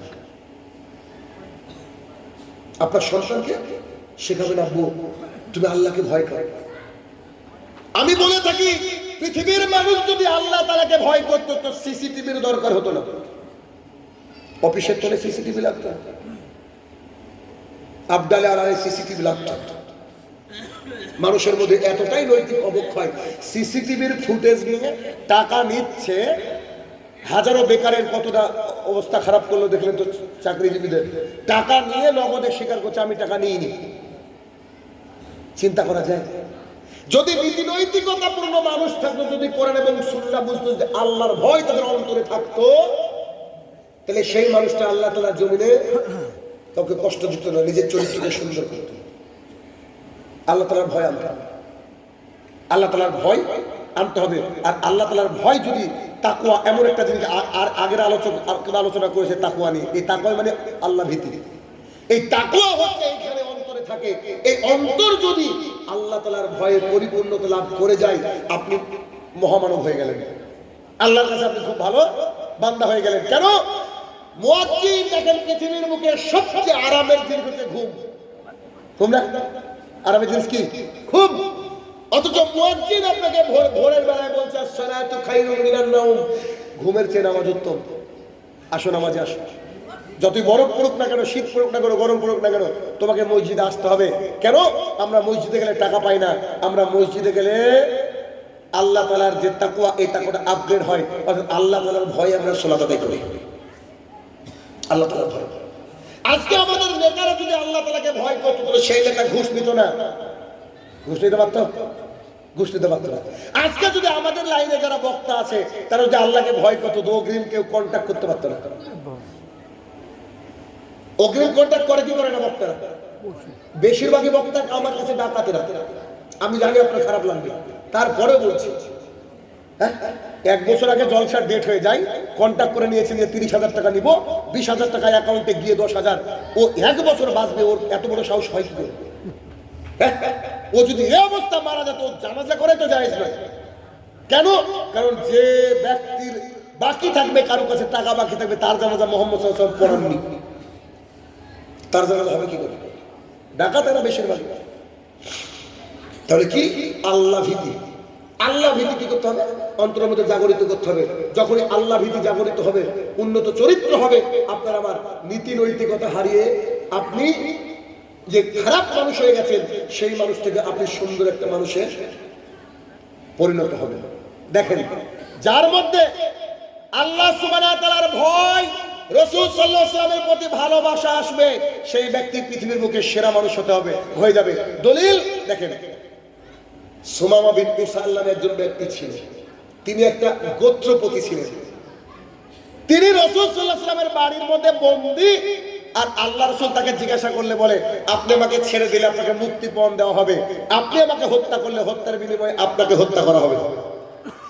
তিনি আল্লাহ রাসূলের আন্ডারে আছেন, তার বাড়িতে আছেন, বাড়িতে থেকে কাকে হুমকি দিচ্ছেন? রাসূল সাল্লাল্লাহু আলাইহি ওয়াসাল্লাম। দেখেন, আপনাকে দেখাচ্ছি উন্নত চরিত্রের ফায়দাটা কি। যখন তিনি এই কথা বলছেন, 3 দিন পর যখন তাকে ছেড়ে দেওয়া হয়েছে, তো তিনি রাস্তায় যাচ্ছেন আর বলছে, বাপরে বাপ, মানুষ তো দেখেছি, এত ভালো মানুষ তো দেখিনি। কি মানুষ তো দেখেছি, এত উন্নত চরিত্র, এত ভালো মানুষ, যার বাড়িতে গিয়ে আমি দিনরাত হুমকি দিচ্ছি, সে আমাকে ছেড়ে দিল। তো তিনি ঘুরে এসে রাসূল সাল্লাল্লাহু আলাইহি ওয়াসাল্লামের কাছে ইসলাম কবুল করেছিলেন। এবং মজার ঘটনা হলো, তিনি কি বলেছিলেন জানেন? আপনার নাম হচ্ছে মুহাম্মদ সাল্লাল্লাহু আলাইহি ওয়াসাল্লাম, আপনার নাম মুহাম্মদ, এই নামটা যদি অন্য কারো শুনতাম তো আমার রক্ত গরম হয়ে যেত, কারণ আপনার নাম মুহাম্মদ, তাই এত ঘৃণা করতাম। আজকে ইসলাম গ্রহণ করার পর আপনার নাম মুহাম্মদ সাল্লাল্লাহু আলাইহি ওয়াসাল্লাম, পৃথিবীর যত মুহাম্মদ আছে সবাইকে ভালোবাসি। সুবহানাল্লাহ। পল্টি দেখেন, চেঞ্জটা দেখেন। দুই, আপনি মক্কাতে জন্মগ্রহণ করেছেন, তাই মক্কাকে ঘৃণা করতাম। আজকে আমি বুঝতে পারছি আপনি মক্কাতে জন্মগ্রহণ করেছেন, মক্কাকে আমি ভালোবাসি। দেখেন, রাসূল সাল্লাল্লাহু আলাইহি ওয়াসাল্লামকে ভালোবাসলে কি হয়?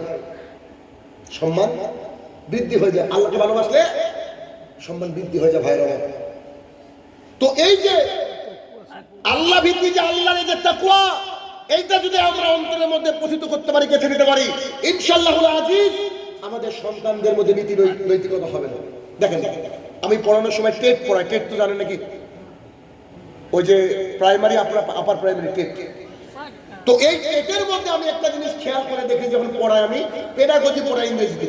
তো পেডাগজি পড়ানোর সময় দেখেছি, আমেরিকান বিজ্ঞানীরা গবেষণা করে পেয়েছে, একটা সন্তান 1 থেকে 5 বছরে যা শিখে, এটা সারা জীবন সে অ্যাপ্লাই করে।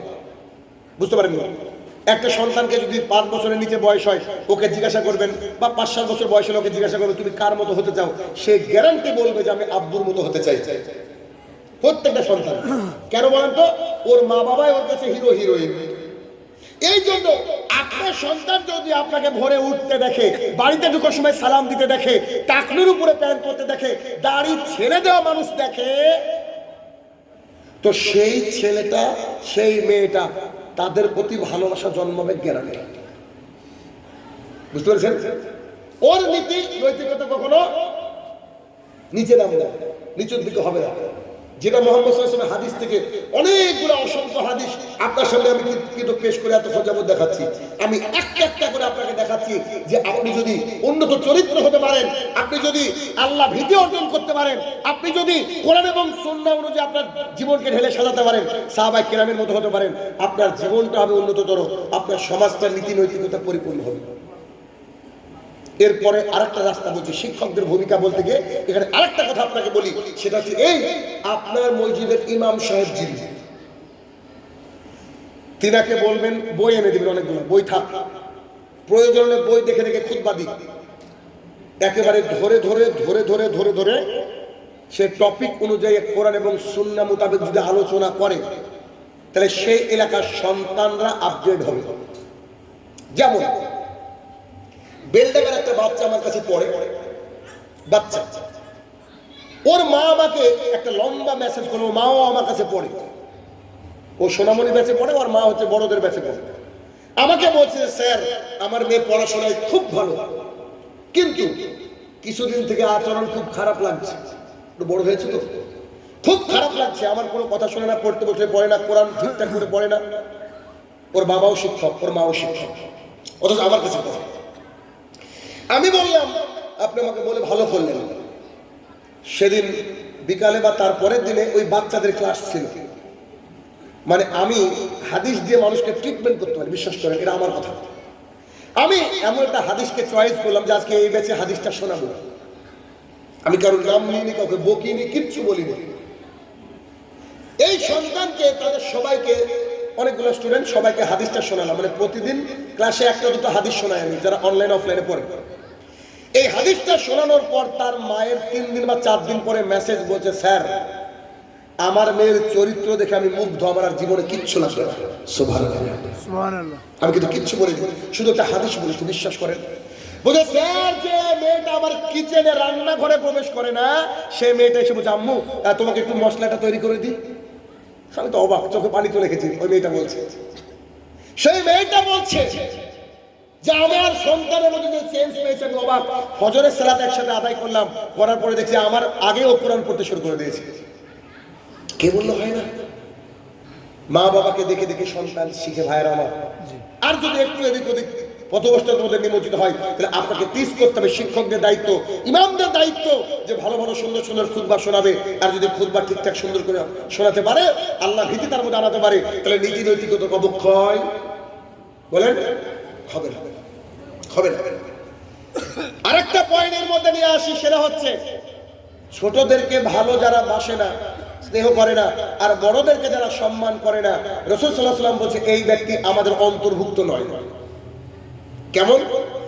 আনাস ইবনে মালিক রাদিয়াল্লাহু তাআলা আনহু বলেন, আমি রাসূল সাল্লাল্লাহু আলাইহি সাল্লামের সাথে 10 বছর ছিলাম। কত বছর? 10 বছর। তার খেদমতে আমি 10 বছর ছিলাম, তার খাদেম হিসেবে। এই 10 বছরের মধ্যে তিনি আমাকে বলেননি এটা করনি কেন, এটা করেছো কেন। সুবহানাল্লাহ, আমি তাজ্জব হয়ে যায়, কি চরিত্র মুহাম্মদ সাল্লাল্লাহু আলাইহি ওয়াসাল্লাম। তিনি আমাকে 10 বছরের মধ্যে কি বলেননি, এটা করেছো কেন, এটা করনি কেন, এটা বলেননি। তার চরিত্র দেখেছেন? কি চরিত্র! যে তিনি বলছেন যে তুমি এটা করনি কেন, এটা করেছো কেন, এই বাক্য বলেননি।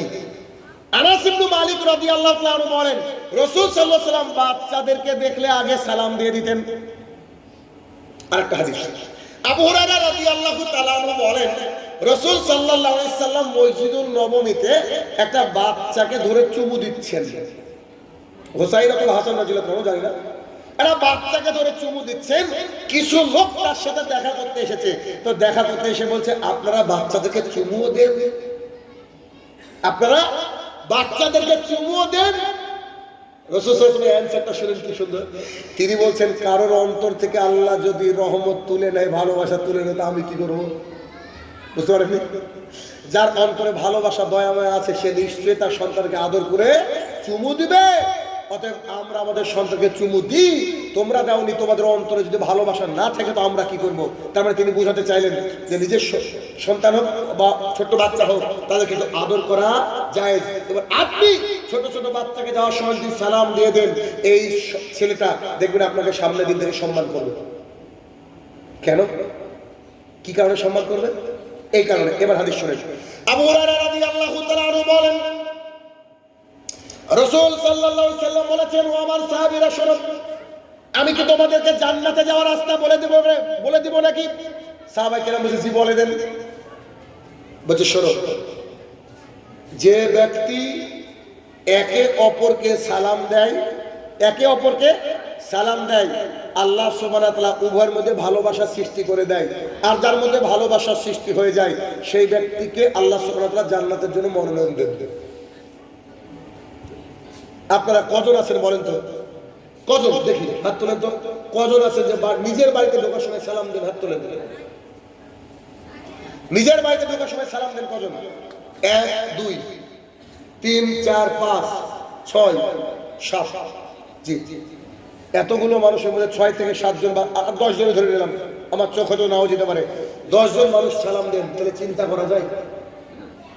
বাড়িতে ঢোকার সময় যদি বাড়িতে কেউ না থাকে, চাবিটা তালার মধ্যে ঢুকে বলতে হবে বিসমিল্লাহ, তারপরে খুলে দরজা খুলে প্রথমে বলতে হবে আসসালামু আলাইকুম রাহমাতুল্লাহ।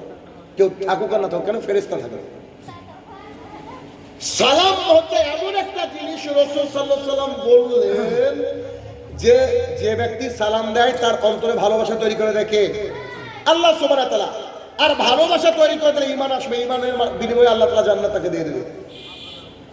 তাহলে আজকের পর থেকে আপনাদের উচিত আপনি আপনার বাড়িতে ঢোকার সময় কি করবেন বলেন তো? বলেন, সালাম দেবেন। আমার মেয়ে কথা বাড়ানোর কিছুদিন পর থেকে আসসালামু আলাইকুম, আসসালামু আলাইকুম এই সালাম দিত। বিশ্বাস করেন আপনারা তাজ্জব হয়ে যাবেন, ও সেদিন থেকে আজ পর্যন্ত সালাম ছাড়া বাড়িতে ঢুকেছে একদিন, একটা দিন খালি ঢুকেছে আমার মেয়ে, আমার জানা মতো। ওই একটা দিন কবেটা বলছি, সালাম ছাড়া একটা দিন ঢুকেছে। বাকি বাড়িতে কেউ থাকুক না থাকুক সালাম ঢুকে, সালাম দিয়ে ঢুকে। এইখানে আমাদের বাড়ি, আমার আব্বার বাড়ি এইখানে, মানে পাশাপাশি আমি করেছি দুটো বাড়ি। আমার যেহেতু ভাই আলাদা, ওকে আলাদা করে দিতে হবে, মানে এক বাড়িতে তো চলে না, বুঝতে পারছেন এটা ব্যাপার আছে রয়েছে। তো ইসলামিক শরীয়তের কথা বলছি। তা আমার মেয়ে বাড়িতে ঢোকার সময় সালাম দেয়, যতক্ষণ না সালামের অ্যান্সার পাবে ততক্ষণ ও চিৎকার করতে থাকবে। ওর আম্মু অনেক সময় ছাদের উপরে রান্না করে, এবার মহিলাদের কথাও বাইরে যাওয়া জায়েজ নয় আমি বলেছি, এবার ও কিন্তু শুনবে না, ওর উত্তর রাখবে। যখনই যে অবস্থায় ঢুকুক না কেন, কোথাও বেড়াতে এসেছে ঘুমিয়ে গেছে, ঘুম থেকে তুলে হেঁটে বাড়িতে নিয়ে যাচ্ছি, ঢোকার সময় প্রথমে সালাম দেয়। আমি আমার স্ত্রী মাঝে মাঝে বিরক্ত হয়েছে, কতবার সালাম নেওয়া যায় গো, কেন? ওই 2 মিনিট পর পর যাবে, আসবে, তাও সালাম। আমি বললাম যে ওই মেয়েটা সালাম দেয় বলে আল্লাহ তো রহমত তো বরকত দিয়েছে আমার বাড়িতে। বিশ্বাস করেন, আপনি দেখেন, সালাম দেন, সালামের মাধ্যমে অনেক বারাকা আল্লাহ সুবহানাহু ওয়া তাআলা নাযিল করে দেন। একটা দিন আমার মেয়ে সালাম ছাড়া ঢুকেছে, আমার মনে আছে, আমি ডাইনিং এ চেয়ার নিয়ে বসে আছি, বাড়িতে ঢুকেছে সালাম ছাড়া, আমি অবাক। ও ঢুকেছে, মুখটা একেবারে বাংলার পাস, ব্যাগটাকে খুলে ছুঁড়ে ফেলে দেবে। আমি বলছি আসসালামু আলাইকুম রহমতুল্লাহ, উত্তরে দিচ্ছে না। আসসালামু আলাইকুম, খুলছে জামা, আসসালামু আলাইকুম, কি হয়েছে আম্মু বলো না, আসসালামু আলাইকুম। আমি বলছি যতক্ষণ আমি সালামের উত্তর না বলবো কথা বলবো না। তো ওয়ালাইকুম সালাম, কি হয়েছে? নিশ্চয়ই ভাইয়ের সাথে ঝামেলা করেছো, 2 ভাই বোন থাকলে বাড়িতে যারা আছে দুটো জানেন নিশ্চয়ই, মানে মানে ওই পাকিস্তান আর ভারত সব সময়। আমি বললাম কি হয়েছে বলো? 2 ভাই বোন ঝামেলা করেছো? জি না। তো এরকম তোমার মুড কেন? ব্যাগটাকে ছুঁড়ে তো ফেলেছে। জামা খুলতে খুলতে বলছে আমাদের নবীর আবার জন্মদিন হয় নাকি? বুঝেন বিষয়টা? আমাদের নবীর আবার জন্মদিন হয় নাকি? জন্মদিন তো হয় হিন্দুর। আজকে আমাদের স্কুলের মাস্টার বলছে আগামী এত তারিখ নবীর জন্মদিন উপলক্ষে ছুটি। আমি বললাম যাক, কলিজাটা আমার ঘরে গেল, আলহামদুলিল্লাহ মেয়েকে শিখাতে পেরেছি যে নবীর জন্মদিন ইসলামে জায়েজ নয়, এটা ইহুদি খ্রিস্টান হিন্দুদের কালচার, ওই জন্য ওর মেজাজ গরম। বুঝতে পেরেছেন কথা? তো এই সন্তান নীতি নৈতিকতা শিখবে বলে আমি মনে করি, অন্তত আমি মনে করি। আর একটা কথা, এটা বলতে চাই না, তারপরে বলি, 8 বছর বয়স থেকে আমার ছেলের আজকে 12 বছর বয়স, 8 বছর থেকে 12 বছর পর্যন্ত আমার ছেলে ফজরে মসজিদে গিয়ে নামাজ পড়েনি, এরকম একদিনও আছে কিনা আমার মনে পড়ে না। আমার ছেলের কথা বললাম, 8 থেকে 12 বছর পর্যন্ত একদিনও ফজরে যায়নি, এমন দিন আছে কিনা মসজিদে আমার জানা নেই, মানে মসজিদে গিয়েই নামাজ পড়ে। কালকে আমার দিনাজপুরে প্রোগ্রাম ছিল, বাড়িতে আমি ছিলাম না, ফজর মানে আউট হয়েছে, বুঝতে পারছেন তো, আমাদের কি বলে 8 ঘন্টা 9 ঘন্টা 10 ঘন্টা করে জার্নি হয়। যদিও আপনারা মনে করেন এই তো মুর্শিদাবাদ, আরে আমার বাড়ি থেকে ধুলিয়ানি 150 কিলোমিটার উপরে, মানে ওরাও মুর্শিদাবাদে, আমরা আপনার যেমন নদীর পাশে না, আমাদের বাড়ির থেকে বাংলাদেশের লোক দেখা যায় একেবারে কাছে, 1 কিলোমিটার নদী 1 কিলোমিটার বাংলাদেশ, এরকম দেখা। তো দেখেন, এই যে সন্তান আমার, আর আম্মু মসজিদে পাঠিয়ে দেয়, একা যাবে, বাড়ির কাছে অসুবিধা নেই, একা যেতে হবে তাকে, কেন? এই যে শিখেছে আব্বু সালাতকে ছাড়ে না। কথা বুঝাতে পেরেছি কি? তাহলে নীতি নৈতিকতা আসবে 1 শিক্ষা প্রতিষ্ঠান থেকে, 2 পরিবার থেকে, 3 কোরআন এবং সুন্নাহ মোতাবেক, সেটা হবে আমাদের মক্তব, হতে পারে মাদ্রাসা অথবা মসজিদ থেকে। যতগুলা হাদিস আপনাকে শুনিয়েছি আজকে, এতগুলা হাদিসের কিছুটাও যদি আপনি বাড়িতে নিয়ে যেতে পারেন, ইনশাল্লাহ আপনার সন্তানকে শোনাতে পারেন, ইনশাল্লাহ আপনার সন্তানের নীতি নৈতিকতা ভরপুর হবে, নিশ্চয়ই সে খারাপ হবে না। তবে কথা কিন্তু একটা আপনাকে বলবো, সেটা হচ্ছে ভাইয়ের আমার, যদি নিজের নীতি নৈতিকতা আপনি পালন না করেন, তাহলে আপনার সন্তান নীতি নৈতিকতা শিখবে না। বুঝতে পারেননি? আপনি যদি নিজে সালাত আদায় না করেন আর সন্তানকে বলেন বেটা সালাত আদায় করো, এ টিকবে না। আপনাকে সালাত আদায় করতে হবে, তবে সে সালাত আদায় করবে। আমি বলেছি আমি ইংরেজি পড়াই, ও একটা বই এনেছি, আমার খেয়াল নাই, বইটা আপনারা নিতে পারেন, আমার গাড়িতে আছে। সেটা হচ্ছে দুটো, একটু ছোট্ট করে কথা বলি, সোনামণি স্পোকেন ইংলিশ, যেটা পশ্চিমবঙ্গের রেকর্ড বিক্রি বইটা, ওরা নিতে পারেন। বাচ্চাদের ইংরেজিতে কথা বলা শেখা, আমার লেখা বই। এখান থেকে বাচ্চারা অনেক কিছু শিখবে, আপনি মানে কল্পনাও করতে পারবেন। এরা ডাক্তারের কাছে যখন সন্তান যাবে, ও সালাম দিবে, জাযাকুমুল্লাহ খায়রান শিখবে। ইনশাল্লাহ শিখবে, এমনভাবে টেকনিক করে আমি শেখাই আর কি। সলাতের ব্যাপারে এমন কিছু কথা আছে যেটা সন্তান শিখবে। আমার কত ছাত্র নামাজ ধরেছে আলহামদুলিল্লাহ, এগুলো হচ্ছে আমার অ্যাকাউন্ট। আর আরেকটা বই বেশি নাই, 2-1 পিস থাকতে পারে বোধ, আমি ড্রাইভারকে বললাম নিস না, তবুও নিয়েছে কিনা আমি জানি না। সেটা হচ্ছে পুরো পশ্চিমবঙ্গ জুড়ে একটা পরীক্ষা নিতে চাইছি, ট্যালেন্ট সার্চ এক্সামিনেশন 2026। আমরা একটা বই সংকলন করেছি, সিরাতুর রসুল সাল্লাল্লাহু আলাইহি সাল্লাম, 1063টা প্রশ্ন রেডি করেছি, যেখান থেকে আমাদের জলঙ্গিতে গিয়ে পরীক্ষা দিতে হবে। বইটার দাম 120 টাকা, 100 টাকা করে বিক্রি করছি আমরা। আমাদের দুনিয়াতে কোনো লাভ নাই এখান থেকে। এই টাকা যা হবে ধরেন এই বইটার হবে 1-1.5 লক্ষ টাকা খরচ করে আমরা অনেক বড় বড় প্রাইজ দেখেছি, মানে ফার্স্ট প্রাইজ 15,000, সেকেন্ড প্রাইজ 12,000, এরকম করে দুটো গ্রুপ, জুনিয়র আর সিনিয়র গ্রুপ, হ্যান্ডবিল আছে, সব লেখা আছে। এই বইটার মধ্য থেকে প্রশ্ন আসবে 8 বছর থেকে 16 বছর অবধি একটা গ্রুপ জুনিয়র, আর 17 বছর থেকে 40 বছর যে কেউ আলেমও পরীক্ষা দিতে বসতে পারে। মানে এইটা আমরা 4-5 জন করবো ইনশাল্লাহ, তার মধ্যে ব্রাদার রাহুলও আছে, একই মসজিদে তো আমরা মিলে ইনশাল্লাহ এই কাজটা করার চেষ্টা করছি। কেন?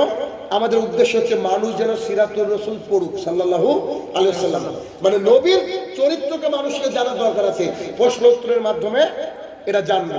আলহামদুলিল্লাহ, মানে মালদার জন্য একটা প্রতিনিধি সিলেক্ট করা আছে, ওর কাছে বই পাবেন। আমার গাড়িতে তো 2-3 পিস পেতে পারেন। আমার সাথে একটা ভাই আসে, দেখবেন ওই সুজাপুরে বাড়ি, ওনার কাছে বই রাখা আছে। একটু আগে আপনাদের আশপাশ থেকে ফোন করেছিল ওনাকে, কারণ আমাদের এই রাজ্যের বিভিন্ন জেলায় প্রতিনিধি রাখা আছে, তার কাছ থেকে বই আপনি গিয়ে সংগ্রহ করবেন। ইলম আপনাকে সংগ্রহ করতে হবে। 1063টা প্রশ্ন থেকে আসবে, প্রাইসটা বড় ব্যাপার না, কত টাকা ব্যাপার না, কিন্তু পড়লে অনেক বেশি সমৃদ্ধ লাভ করবেন, এটা একটা। আর দ্বিতীয়ত, এই যে সোনামণি স্পোকেন ইংলিশ, চাইলে বইটা আপনারা নিতে পারেন। আর আগামী এপ্রিলে আবার নতুন ব্যাচ শুরু হবে, আপনার সন্তানকে ভর্তি করতে পারেন যদি মনে করে যে আমার সন্তান ইংরেজিও বলবে একবারে সেই লেভেলে। কারণ আগামী দিনে আমাদের সন্তান ইংরেজি ছাড়া অন্ধ। কেন বলেন তো? পৃথিবীর বুকে যতই আপনি বিরোধিতা করেন না কেন, ডক্টর জাকির নাইকে কেউ ঠেকাতে পেরেছে না। কিন্তু বড় বড় আলেমরাও ওই অবধি পৌঁছতে পারেনি। কেন? শুধু জবানের কারণে। বুঝতে পারেনি? মতিউর রহমান মাদানী হাফেজাহুল্লাহ গোটা পৃথিবীর বাঙালিরা চিনে, আর ডক্টর জাকির নাইকে গোটা পৃথিবীর মানুষ চিনে। কথা বোঝাতে পেরেছি? কেন বলেন তো? শুধু ইংরেজির জন্য। তা আপনি আপনার সন্তানকে এমন করে তৈরি করুন। আমি একটা মাঝে হাদিস বলেছি, মনে আছে? যে ফালিয়াকুল খায়র আও লিয়াসমুত, if you want to say something say good thing, otherwise just keep your mouth shut. যদি কিছু বলতে হয় তো ভালো বলো, নাহলে চুপ থাকো। 3টে ভাষা বললাম, একটা হাদিস নেই, আরবি, ইংরেজি, বাংলা। আপনার সন্তানকে এভাবে তৈরি করতে হবে। অতএব নীতি নৈতিকতার শিক্ষক যেখানে পাবেন, ওই শিক্ষকের কাছে আপনার সন্তানকে দেন, পড়ুক। আমার কাছে যদি আপনার সন্তান পড়ে অনলাইনে, ইনশাআল্লাহ আজিজ, যদি 30টা 36টা ক্লাস করে, মিনিমাম 30টা হাদিস শিখবে ইনশাআল্লাহ। এটা আমি আশাবাদী। কেন? আমি প্রত্যেক দিন ক্লাসের শেষের দিকে আমি 5-10 মিনিট করে ওদেরকে তারবিয়ত শিখাই, নীতি নৈতিকতা শিখাই। যে শোনো, বড়দের সাথে কি করে কথা বলতে হবে, পেশাব করার সময় কোন দিকে মুখ করতে হবে, থুতু কোন দিকে ফেলা যাবে না, ঘুমানোর সময় কি করতে হবে, দরজা জ্বালানো মারার সময় কি করতে হবে, খাওয়ার সময় কোথা থেকে খেতে হবে, বড় মানুষকে দেখলে কিভাবে তাকে সম্মান দিতে হবে, ইত্যাদি ইত্যাদি, এগুলো শেখানোর চেষ্টা করি। ভাই, এগুলোই হচ্ছে আমাদের কাজে লাগবে। এগুলো এর মাধ্যমে আমাদের সন্তানরা কি হবে, নীতি নৈতিকতা শিখবে। যতটুকু সময় ছিল আমার শেষ করে দিতে, এতটুকু সময় আপনাদের সামনে আজকে বললাম, কারণ আমার ভালো লাগলো যে এত সুন্দর একটা আয়োজন, চারিদিকে কোনো হইচই নাই, গান বাজনা, যে কি এখন তো মেলা, প্রত্যেক জালসায় গিয়ে মেলার বিরুদ্ধে কি বলতে হয়। আজকে একটু বেঁচে গেলেন আপনারা, আলহামদুলিল্লাহ, এখানে মেলা নাই। একটা প্রশ্ন লিখেছে বোধ হয়, স্বামী যদি স্ত্রী বানান ভুল লিখেছে, স্ত্রীর ভুল কাজ করতে বলে, স্ত্রীকে আছে, স্ত্রীকে ভুল লিখেছে আর কি, পড়ছি ঠিক করে। স্বামী যদি স্ত্রীকে ভুল কাজ করতে বলে, তাহলে স্ত্রী যদি সেই কাজ না করে, তাহলে স্ত্রীর গুনাহ হবে কি? স্ত্রীর নৈতিক দায়িত্ব হচ্ছে, নৈতিক দায়িত্ব হচ্ছে, স্বামী যদি শরীয়ত বিরোধী কোনো কাজ করতে বলে, সে স্ত্রী শরীয়ত বিরোধী স্বামী নয়। পৃথিবীর কেউ যদি তাকে বলে কাজ করা যাবে, জায়েজ নয়। বুঝতে পারেননি? স্বামী যদি তাকে জোর করে, তো স্বামীর কাছ থেকে খোলা তালাক নিয়ে বেরিয়ে চলে যাবে, এ স্বামীর দরকার নাই। এমনকি আপনার বাবা যদি আপনাকে বলে বেটা এই কাজ করো, আব্বুর সাথে ঝামেলা করা যাবে না, সালাম দিয়ে বাড়ি থেকে বেরিয়ে যাবে। বাবার কথা শোনাও জায়েজ নাই। কখন? যদি শরীয়ত বিরোধী কোনো কাজ করতে বলে, তাহলে স্বামী স্ত্রীকে বলে অথবা স্ত্রী স্বামীকে বলে, যাই হোক না কেন, যাই হোক না কেন, যেই বলুক না কেন, তার কথা মানা যাবে না। কথা মানার ব্যাপারে সবচেয়ে বেশি প্রায়োরিটি পাবে আল্লাহ তাআলা, 2 নম্বরে মুহাম্মদ সাল্লাল্লাহু আলাইহি সাল্লাম, তারপরে অন্য কেউ। পরের প্রশ্ন। আসসালামু আলাইকুম। আসসালাম রাহমাতুল্লাহ। রাতে ঘুমানোর সময় আয়াতুল কুরসি, সূরা নাস, ফালাক, ইখলাস পড়ে বুকে ফু দেওয়া যাবে কিনা? এখনই পড়ে ঘুমিয়ে যেতে হবে, সঠিকটা জানাবেন। খুব সুন্দর প্রশ্ন। রাতের বেলা যখন আপনি ঘুমাতে যাবেন তখন আমাদের প্রথম কাজ হচ্ছে আয়াতুল কুরসি পাঠ করবেন। হলো? এবার প্রথমে এরকম এসেছে একটা, আর আরেকটা এসেছে 3টে পড়ার পর তিন কুল। নিশ্চয় বুঝতে পারছেন কোন কোন কুল? কুলহু আল্লাহু আহাদ, কুল আউযু বিরাব্বিন নাস, এই 3টে কুল পড়বেন। পড়ে ফু দিবেন, অথবা আগে ফু দিয়ে দিবেন হাতে দিয়ে, এখান থেকে শুরু করে এইভাবে মাসা করবেন। এভাবে যত দূর হাত যায়, শুয়ে থেকে হোক বসে হোক, যত দূর হাত যায় মাসা করবেন 3 বার। 3 বার, একবার হলো 3 কুল মাসা করলেন, আরেকবার 3 বার মাসা করলেন, আরেকবার 3 বার মাসা করলেন। ক্লিয়ার? সাথে আরেকটা মাসালা বলি, কোন ব্যক্তি যদি এশার সালাত আদায় করে ওযু করে তারপরে ঘুমিয়ে যেতে পারে ডান কাতে, সুবহানাল্লাহ। আমি তো বলি মশায় কামড়ালেও নেকি।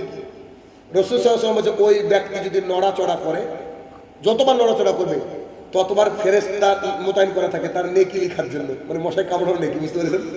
তো যতবার নড়াচড়া করবে ফেরেশতা তত নেকি লিখতে থাকবে। সাথে আরেকটা হাদিস বলি, কোনো ব্যক্তি যদি ইশার সালাত আদায় করে ঘুমিয়ে পড়ে, সেই ব্যক্তিকে আল্লাহ সুবহানাহু ওয়া তাআলা জামাতে, কিন্তু আল্লাহ সুবহানাহু ওয়া তাআলা অর্ধেক রাত তাহাজ্জুদের লিখে দেন। ওই ব্যক্তি যদি ফজরে গিয়ে মসজিদে জামাত ধরে, তাহলে সেই ব্যক্তি সারা রাত তাহাজ্জুদের নেকি পেয়ে যায়। সুবহানাল্লাহ। নফল সালাতের নেকি ভাই, বুঝতে পেরেছেন কি বলতে চাইছি? তার মানে আপনি সারা রাত ঘুমালেন, নেকি কিসের? নফল সালাত। আচ্ছা জি, শেখ, আমার প্রশ্ন হলো, আমি একজন জেনারেল পড়ুয়া, আমি আরবি পড়তে পারি কিন্তু মানে পারি না, তো আমি কোরআনের কিছু আয়াত পড়ে, হাদিস ছোট মুখস্থ করে, কোরআনের আয়াতগুলোর তর্জমা করে আমি কি জুমার খুতবা দিতে পারবো? দয়া করে জানাবেন। খুবই সুন্দর কথা। দাওয়াতি প্ল্যাটফর্ম শুধুমাত্র মাদ্রাসা থেকে বেরিয়ে দিতে হবে এমনটা ভুল কথা। বাল্লিগু আন্নী ওয়ালাউ আয়া, সবাই আমরা জানি, কিন্তু যে জানাটা হবে, এই জানাটা সিস্টেমটা দেখেন। আমরা কি করে দাওয়াতের কাজ করি? আমি তো মাদ্রাসায় পড়ি, এটা আপনারা জানেন তো। আমি তো ইংরেজি অনার্স নিয়ে পড়েছি। এরা কি করবেন? কোরআন এবং সুন্নাহ পড়ে নিলেন, মুখস্থ করে নিলেন, অথবা নোট করে নিলেন। তুই অথেন্টিক কিনা জানবেন। হাদিসে বুখারীর টাকনুর উপরে প্যান্ট পরলে, টাকনুর নিচে প্যান্ট পরলে এইটুকুকে জাহান্নামে দেওয়া হবে। আল্লাহ তার দিকে তাকাবেন না, তাকে মুক্ত করবেন না। মুসলিম শরীফ হাদিস নম্বর 195, 195। এবার আপনি গিয়ে দেখছেন সত্যি কি 195 আছে? দেখে নেবেন। ক্লিয়ার? 2 নম্বর যাচাই। 3, এই বিষয়ে কোনো আলেমের বক্তৃতা শুনবেন। মতিউর রহমান মাদানী, আবু বকর জাকারিয়া হাফিজুল্লাহ, আব্দুল্লাহ ইবনে ইউসুফ, কথা বোঝা গেল? ডক্টর মঞ্জুর ইলাহি, আমানুল্লাহ বিন ইসমাইল মাদানী হাফিজাহুল্লাহ, ইনাদের লেকচার ওই বিষয়ে শুনে নিলেন। অথেন্টিক একবার জ্ঞান চলে আসলো। এবার আপনি জুমার খুতবা দেন, মানে একটা জুমার খুতবা দিতে গেলে আপনাকে 14 দিন পড়া লাগবে। কথা বুঝতে পেরেছেন? আমি তো দিন রাত পড়ি। আমরা যে এত কথা বলতে পারি কেন? দিন রাত পড়ি। দেখেন এখনো বের করা আছে আপনাদের উপরে যা বক্তৃতা দেবো, পড়তে এসেছি। এত হাদিস স্টকে আছে, তারপরে পড়তে এসেছি। ভাইয়ের আমার কিছু করার না, দিন রাত এখানে আমি মোবাইলে রেখে দিয়েছি। আসলে বুঝতে পারছেন? তা আমি পড়তে আসা, কিছু করার নেই। তারপরে পড়ার পর যখন বুঝবেন এটা অথেন্টিক, কোনো ভুল নাই, এটা দিবেন। আর ফতোয়া যে জিনিস, এটা ধারে কাছে যাইয়েন না, ধারে কাছে যাইয়েন না। আমরা তো ফতোয়া দেওয়ার যোগ্যতাই রাখি না, বড় বড় আলেমরাও রাখে না। আমরা যাদেরকে বড় বড় আলেম বলি, মতিউর রহমান মাদানী হাফিজাহুল্লাহ, তিনি নিজেও একসময় বলছেন আমিও ফতোয়া দেওয়ার যোগ্যতা রাখি না। হ্যাঁ, আপনি বলতে পারেন যে শেখ সালেহ ফজল হাফিজাহুল্লাহ এটা বলেছেন, এটা ঠিক আছে, বোঝা গেল? তাহলে আপনি দিনের দাওয়াতের কাজ করতে পারবেন ইনশাআল্লাহ। আর সবারই করা উচিত, প্রত্যেকে দাওয়াতের কাজ করা উচিত। আপনি আপনার বাড়িকে শুধরান আগে, তারপর আস্তে আস্তে যান। কবরে 3টি প্রশ্ন করার পরে নবীজির ছবি দেখানো হবে, একজন আলেমের মুখে শুনেছি। এই কথাটা কতটুকু শরীয়ত, দয়া করে জানাবেন। এটা নিয়ে ইখতিলাফ রয়েছে, কিন্তু প্রশ্নটা খুব সুন্দর। বারা ইবনে আযিব রাদিয়াল্লাহু তাআলা আনহু বলেন, এই যে বারা ইবনে আযিব বললাম না, আপনি এই হাদিসটা এইভাবেই পাবেন ইনশাআল্লাহ। তাহলে কতটা স্টাডি করার পরে এই কথা বলছি আপনাকে, অথচ আমি কিছু দেখলাম, দেখেছি কি অথচ মুখস্থ করতে হয় আমাদেরকে। বারা ইবনে আযিব রাদিয়াল্লাহু তাআলা আনহু বলেন, রাসূল সাল্লাল্লাহু আলাইহি সাল্লাম বলেছেন, যখন বান্দাকে কবরের মধ্যে রাখা হয় তখন রাসূল সাল্লাল্লাহু আলাইহি সাল্লামকে দেখানো হয়। এইটা নিয়ে অনেকে কিয়াস করে বলছেন তার ছবি দেখানো হবে, কে বলছেন না তাকে স্বয়ং দেখানো হবে। আমি বলি ভাই এটা আল্লাহর টেকনোলজি, এত আমাদের গবেষণা করার দরকার নেই। রাসূল সাল্লাল্লাহু আলাইহি ওয়াসাল্লামকে দেখানোর পরে বলবে মা হাদা রাজুল আল্লাযী বাইসাফিকুম, তোমাদের মধ্যে একজন ব্যক্তিকে পাঠানো হয়েছিল, এই ব্যক্তিকে। তখন যদি আপনি মুমিন হন আপনি উত্তর দিবেন ওয়া মুহাম্মদুর রাসূলুল্লাহ সাল্লাল্লাহু আলাইহি ওয়াসাল্লাম। আর যে ব্যক্তি সালাত সিয়াম হজ যাকাত কিচ্ছু নাই সেই ব্যক্তি বলবে হা হা লা আদরি, হাই হাই আফসোস আমি জানি না। বুঝতে পেরেছেন? ছবি দেখানো হবে এভাবে নয়, রাসূল সাল্লাল্লাহু আলাইহি ওয়াসাল্লামকে দেখানো হবে। কি করে দেখাবে এটা আল্লাহ তাআলার কাজ, আমাদেরকে মুহাম্মদ সাল্লাল্লাহু আলাইহি ওয়াসাল্লাম সম্পর্কে জিজ্ঞাসা করা হবে, এতটুকু বুঝুন ইনশাআল্লাহ। তারপর জুমার খুতবায় কোনো এক ইমাম সাহেব বলেছে মেয়ের বাবা ছাড়া বিয়ে পড়লে বিয়ে জায়েজ হবে, এই নিয়ে বিস্তারিত আলোচনা করবেন।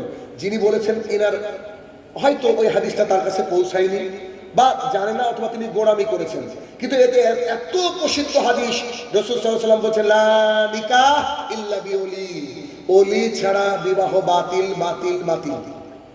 ছেলে একা বিবাহ করতে পারে, ছেলে বলেন একা বিবাহ করতে পারে, ওর বাবা মার অনুমতি না নিলেও চলবে, সামাজিক রীতিনীতি অনুযায়ী ছেলের উচিত বাবা মামাকে বলা। কিন্তু মেয়ের বাবা যদি উপস্থিত না থাকে, গোটা গোষ্ঠী উপস্থিত আছে মেয়ের, কিন্তু বাবা উপস্থিত নাই, এই মহিলার বিয়ে জায়েজ নয়। বুঝতে পেরেছি? হ্যাঁ, বাবা বাইরে কাজ করে, বাবা অনুমতি দিয়েছে তার ছোট ভাইকে তুই ওলি হিসেবে থাকতো, এটা যায়। তবে কালিয়া চকের মানুষকে বলি, মালদার মানুষকে বলি, আপনাদের যে উকিল বাপ এটা হারাম, উকিল বাপ চলবে না, এটা জায়েজ নয়। কেন? ওর বাপ কি মারা গিয়েছে যে আপনি অন্য লোককে বাপ মারালেন, সারা জীবন জামা কাপড় দিতে থাকেন, এটা কিন্তু কালিয়া চকের রীতি আমি শুনেছি, ঠিক না? এটা কিন্তু জায়েজ নয়। অতএব মা ডাজন্ট ম্যাটার, কিন্তু বাবাকে বিয়ের অনুমতি দেওয়া লাগবে, নইলে বিবাহ হবে না, জেনা হবে। সাবধান।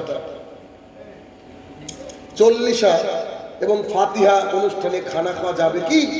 আমি কিন্তু আলোচনা করতে করতে বলেছি 40 আর ফাতিহা এগুলো হচ্ছে কি, হাসান রাদিয়াল্লাহু তাআলার মুখের মধ্যে থেকে রাসূল সাল্লাল্লাহু আলাইহি ওয়াসাল্লাম খেজুর টেনে বের করে নিয়েছিলেন। কেন? সাদাকা হচ্ছে গরিব মানুষ খাবে। 30,000 টাকা দামের ব্লেজার পরে ডাক্তার বাবু চলে গেছে, উকিল বাবু আইফোন 1.5 লাখ টাকা দামের আইফোন নিয়েও চলে গিয়ে বলছে যে কই খেতে দেন। এই কবে ভিখারি হলো গো? কথা বুঝতে পেরেছেন? 40 তো জায়েজ না, বুঝলেন? 40 জায়েজ না মানে কি, আমার বাবা গাঁজা খেয়ে মরেছে আর 40 দিন পর তার খানা করে তাকে জান্নাতে পাঠানোর ব্যবস্থা করছে। আরে বেটা, এটা যদি হতো সমাজে তাহলে মানুষ টাকা দিয়ে জান্নাত কিনে নিত। অথচ মুহাম্মদ সাল্লাল্লাহু আলাইহি ওয়াসাল্লাম বলেছে যে গরিবরা বড় লোকের চেয়ে 500 বছর আগে জান্নাতে যাবে। বুঝতে পেরেছেন? তার মানে এই 40 একটা জায়েজ নয়। আর দ্বিতীয়ত এটা জায়েজ কখন হবে? যদি শুধুমাত্র ভিখারি মিসকিনকে খাওয়াই 40 দিনে নয়, যখন তখন ওর বাপ মা মারা গেছে যখন তখন খাওয়াতে পারে। কে খাবে? ভিখারি মিসকিন। গ্রামের মেম্বারও যদি দেখলাম তো, তাহলে জায়েজ হবে কি? ভিখারি মিসকিনদের জন্য যখন রান্না করেন ওই বাড়ির মানুষও সেদিন ওই ভাত খেতে পারবে না। কথা বুঝতে পেরেছেন? এটা আর 40 তো দূরের কথা, 40-42 কিছু যায় না। গ্রামের কোনো মুরব্বী আবেদ বিড়ি খায় এবং কোনো দিন ইমাম হয়ে নামাজ পড়ায়, তা জানা সত্ত্বেও ওর পিছনে নামাজ হবে কি দয়া করে জানাবেন। জি, সলাৎ হয়ে যাবে, সলাৎ হয়ে যাবে। কিন্তু আপনাদেরকে আমার একটা প্রশ্ন, আমার যে গাড়ি চালাচ্ছে ধরে ড্রাইভার, এখন এই ভাই বললো যে আমাকে একটু 16 মাইল পর্যন্ত নিয়ে চলেন তো। তা আমি সেই ভাইকে গাড়ির মধ্যে উঠালাম, উঠানোর পর বলছি ভাই আমার ড্রাইভার কিন্তু অন্ধ। ও ভাইকে আমার গাড়ির মধ্যে থাকবে কি থাকবে না? আরে ভাই মরবো না আপনি ছাড়েন, বলবে কিনা? তো যে ব্যক্তি সমাজে মানে সামনে দাঁড়িয়েছে ও হারামখোর, আর হারামখোরের পিছনে আপনি নামাজ পড়ছেন, আপনার কি পুরুষত্ব নাকি হিজড়া নাকি? বুঝেন নি বোধহয় আমার কথা? অন্ধ ড্রাইভারের পিছনে যখন চড়বেন না তো হারাম করে পিছনে নামাজ পড়ছেন কেন? ওকে যেতে দিলেন কেন সামনে? ওর লজ্জা নাই? ওর সামনে দাঁড়ায় কি করে? ও বিড়িখোর, জর্দাখোর, ও হারামখোর। ওকে ওখান থেকে বাতিল করে দেয়, আপনাকে দাঁড়াতে হবে। সূরা ফাতিহা আপনি টুকটাক জানেন, অন্য সূরা কুল আল্লাহ জানেন, তাও চলবে, কিন্তু ওকে দাঁড়াতে দেবেন না। এ প্রশ্ন করেন কি করে? সাহস হয় কোত্থেকে? এটা হারামখোর সামনে থাকলে কি করে? নামাজ হয়ে যাবে, আবারও বলেছি আপনার নামাজ হয়ে যাবে, তো হারামখোর দাঁড়াবে কেন? হারামখোর জন্য না দাঁড়ায় সামনে। কেবলার দিকে মুখ করে প্রসাব পায়খানা থুতু ফেলা যাবে কি? সঠিকটা জানাবেন। অসম্ভব। কেবলার দিকে পেশাব পায়খানা থুতু কিছুই করা যাবে না। জনৈক সাহাবী, ভুলে গেলাম বিশিষ্ট সাহাবী, নামটা ভুলে গেলাম। তো সেই সাহাবীকে একজন ইহুদি খ্রিস্টান বলছে, বাপরে বাপ, তোমাদের রাসূল সাল্লাল্লাহু আলাইহি ওয়াসাল্লাম কি তোমাদেরকে পায়খানা পেশাব করার রীতিও শিখিয়েছে? তো যে হ্যাঁ অবশ্যই শিখেছি। তখন হাদিস পেশ করছে, বলছে আল্লাহু আকবার, এটা আমার কোন রাসূল রে? কি রাসূল সাল্লাল্লাহু আলাইহি ওয়াসাল্লাম বলে, যখন তোমরা সালাতে দাঁড়াবে তখন যেন খবরদার পশ্চিম মানে কাবার দিক করে মুখ করে অথবা পেছন করে তোমরা যেন বসিও না। এটা একটা। দ্বিতীয়ত, সলাতের জন্য অজু করবেন বা সলাতের মধ্যে দাঁড়িয়ে থুতু যদি একান্ত ফেলতে হয় তো পায়ের তলে বা সাইডে ফেলবেন, কিন্তু পশ্চিম দিকে থুতু ফেলা জায়েজ নয়। রাসূল সাল্লাল্লাহু আলাইহি ওয়াসাল্লাম বলে, কেউ যদি পশ্চিম দিকে সলাত অবস্থায় থুতু ফেলে তো তার মুখে থুতু নিয়ে সে কিয়ামতে মারবে। অর্থাৎ থুতু ফেলা জায়েজ না। মুসলমানকে সন্ত্রাসী বলে মানুষ। মুসলমান একটা ইঁদুর মারলেও ফতোয়া দেওয়ার চেষ্টা করে, থুতু ফেললেও ফতোয়া দেওয়ার চেষ্টা করে। বুঝেন, এই ইনোসেন্ট জাতিকে মানুষ কোন দিকে নিয়ে গেছে। আমি বিড়ি সিগারেট খাই না, তো আমি আমার বন্ধু বা কোনো আত্মীয়দের বিড়ি সিগারেট কেনার টাকা পয়সা দিই, এক্ষেত্রে আমার কি কোনো পাপ হবে? দয়া করে সঠিকটা জানাবেন। দুর্গাপূজার চাঁদা যখন দিলেন তখন আপনি দুর্গাপূজার সামিল হয়ে গেলেন, তা আপনি খান না, আপনি তাকে দেন। আচ্ছা, শুধু আমার কথা শুনতে হবে না, হাদিস আছে। হাদিস কি দেখেন। আনাস ইবনে মালিক রাদিয়াল্লাহু তাআলা আনহু বলেন, রাবীর নামটা গড়বড় হতে পারে মেবি, রাসূল সাল্লাল্লাহু আলাইহি সাল্লাম বলেছেন, এই মদের সাথে সম্পৃক্ত 10 শ্রেণীর মানুষ হচ্ছে পাপে লিপ্ত, হারাম। 10 শ্রেণীর মানুষ হারাম এর সাথে সম্পৃক্ত। এক, যে গাঁজা গাছ লাগায় বা তামাক পাতা লাগায়। 2, যে ওই জমিতে কাজ করে। 3, যে কাটে, তুলে না, বিড়ির জন্য তো তুলে, তো আমি বিড়িতে বুঝাচ্ছি না আপনাদেরকে, হাদিস এরকম নাই কিন্তু আমি বুঝাচ্ছি। 4, যে ট্রাকে করে বহন করে। 5, যে মজদুরি করে নামায়। 6, যে হোটেলে মদ সার্ভ করে। 7, যে বিক্রি করে। 8, যে কিনে দেয়। বলে নেবেন, হাদিসের মধ্যে আসছে যে ওর সাথে 10 রিলেটেড পাপী। ঠিক যেমন করে বন্ধনের লোন নেওয়া, সাক্ষী থাকা এবং লেখক, সবগুলাই পাবে। আপনি পাশে দাঁড়িয়েছেন, এ ভাই আমাকে তো লোন নিলাম 20,000 টাকা, আপনি সাক্ষী? জি সাক্ষী। আপনিও পাবেন, আপনিও পাবেন। তো নিজে যখন খান না, আপনি ওপরে খেতে দেন কেন? আমার বাড়িতে কোনো একদিন মিস্ত্রি রেখেছে, এসে আমি বাড়িতে ঢুকছি, আমার আব্বাকে বলছে কই বিড়ি আনার টাকা দিলাম, যে তাড়াতাড়ি বের করেন। এ তো সাহস কম না? আমি যে এই মিস্ত্রি জানি আগামীকাল থেকে আমার বাড়িতে না আসে। তো তখন বলছি তো খুব কড়া লোক। তো কড়া লোক মানে আপনি আমার বাড়িতে এসে এই টাকা নেবেন। আলহামদুলিল্লাহ, তারপর থেকে ও আর আসেনি, অন্যজনকে পাঠিয়েছে। খেয়েছে, পরে দেখেছি খেয়েছে, বুঝতে পেরেছি, কিন্তু ওরা ওদের টাকা খেয়েছে। এগুলো জায়েজ নয়। আচ্ছা ঠিক আছে, আপনি রাখেন। একজন মহিলা অন্ধ হয়ে গেছে, সে 1000 টাকা দিয়েছে, আমার কাছে দোয়া চেয়েছে। দোয়া করবো না, দোয়া করার প্রয়োজন নেই, একটা হাদিস শোনাবো। আমার মা যদি এখানে থাকেন, উপস্থিত থাকেন, হাদিসটা শুনে আপনার অন্তর ভরে যাবে। যে হাদিস একটা বলেছিলাম, ঈশ্বরজিতে একটা অন্ধ যুবক সারাক্ষণ কেঁদেছিল হাদিসটা শোনার পর। আপনাদেরকে ওই হাদিসটা শোনান, আপনাদের ভীষণ কাজে লাগবে। হাদিসটা কি দেখেন। আয়েশা রাদিয়াল্লাহু তাআলা আনহা বলেন, রাসূল সাল্লাল্লাহু আলাইহি সাল্লাম বলেছেন, হাদিসের মধ্যে দুটো ফায়দা আছে। রাসূল সাল্লাল্লাহু আলাইহি সাল্লাম বলেছেন, যেই ব্যক্তি দ্বীন ইসলামকে জানার জন্য কোনো রাস্তা ধরলো, আমরা আজকে দ্বীন ইসলাম জানতে গেছি কিনা? দেখেছি তো সবাই কি করতে গেছেন? দ্বীন ইসলাম জানতে তো। দ্বীন ইসলামকে জানার জন্য রাস্তা তৈরি করলো, রাস্তা ওই দিকে গেল, আল্লাহ সুবহানাহু ওয়া তাআলা তার জান্নাতে যাওয়ার রাস্তা সহজ করে দিলেন। সুবহানাল্লাহ, কথা বুঝতে পারলেন বোধহয়?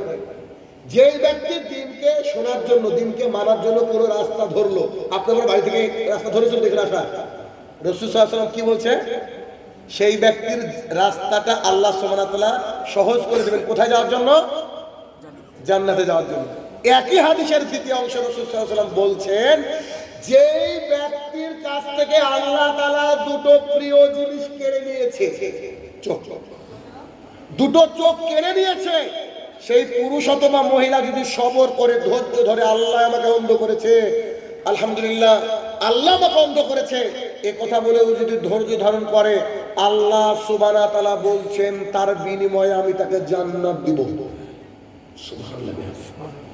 এই হাদিস যখন আমি বলি না, মনে মনে আমি আল্লাহর কাছে দোয়া করে ফেলি, আল্লাহ তুমি আমাকে অন্ধ করোনি কেন? আল্লাহর কসম করে বলছি, ভেতর থেকে বলি, কারণ দরকার তো জান্নাত, বুঝেন না? এই চোখ দিয়ে কত পাপ করে ফেলি ভাইয়ের আমার। কি হাদিস, আল্লাহু আকবার। মানে যে মহিলা টাকা পাঠিয়েছে, আল্লাহ তাআলা তাকে মারা যাওয়ার পর জান্নাতুল ফেরদৌস দান করুক, আল্লাহুম্মা আমিন। এটা দোয়া হয়ে গেল সেই সাথে সাথে। কিন্তু বড় কথা কি বলেন তো, তার জন্য জান্নাত, আল্লাহু আকবার, ও যদি মানে স্টিল থাকতে পারে। কোনো মুসলিম ভাইকে জাহেল বলতে পারে? জি, জাহেল বলতে পারে। পৃথিবীর সবচেয়ে বড় মানুষ মুহাম্মদ সাল্লাল্লাহু আলাইহি ওয়াসাল্লাম একজনকে জাহেল বলেছেন। তাকে এলাকার মানুষ বলতো সবচেয়ে বড় জ্ঞানী, যাকে লকব দেওয়া ছিল আবুল হাকাম, যাকে বলা তো জ্ঞানীদের পিতা। এই জ্ঞানীদের পিতা থেকে তিনি নাম দিয়েছেন আবু জাহাল। ওনার নাম কিন্তু আমর। ওনার নাম কি? আমর। আমারকে আমরা আমর হিসেবে চিনি নাকি আবু জাহাল হিসেবে চিনি? রাসূল সাল্লাল্লাহু আলাইহি ওয়াসাল্লাম জাহেল বলেননি, বলেছেন জাহেলের মা। তার মানে কোন ব্যক্তি জাহেল মানে কি? আনপাড় গাওয়ার, পড়াশোনা জানে না, ইসলাম বুঝে না, নাম হচ্ছে জাহেল। জাহেল বলা যেতে পারে, কথা বুঝছেন কিনা? যে এই ব্যক্তির জ্ঞান নাই, তাহলে সে জাহেল। আপনি যদি পড়াশোনা না করেন, আপনাকে মূর্খ বললে রাগ হবে কি? আপনি পড়াশোনা জানেন না তো।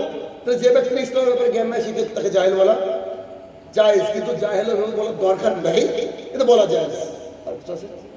আচ্ছা, হে আমার প্রতিপালক, এতক্ষণ ধরে যে আলোচনা করলো মাবুদ, আমরা সবাই যেন এই আলোচনা মেনে নিতে পারি।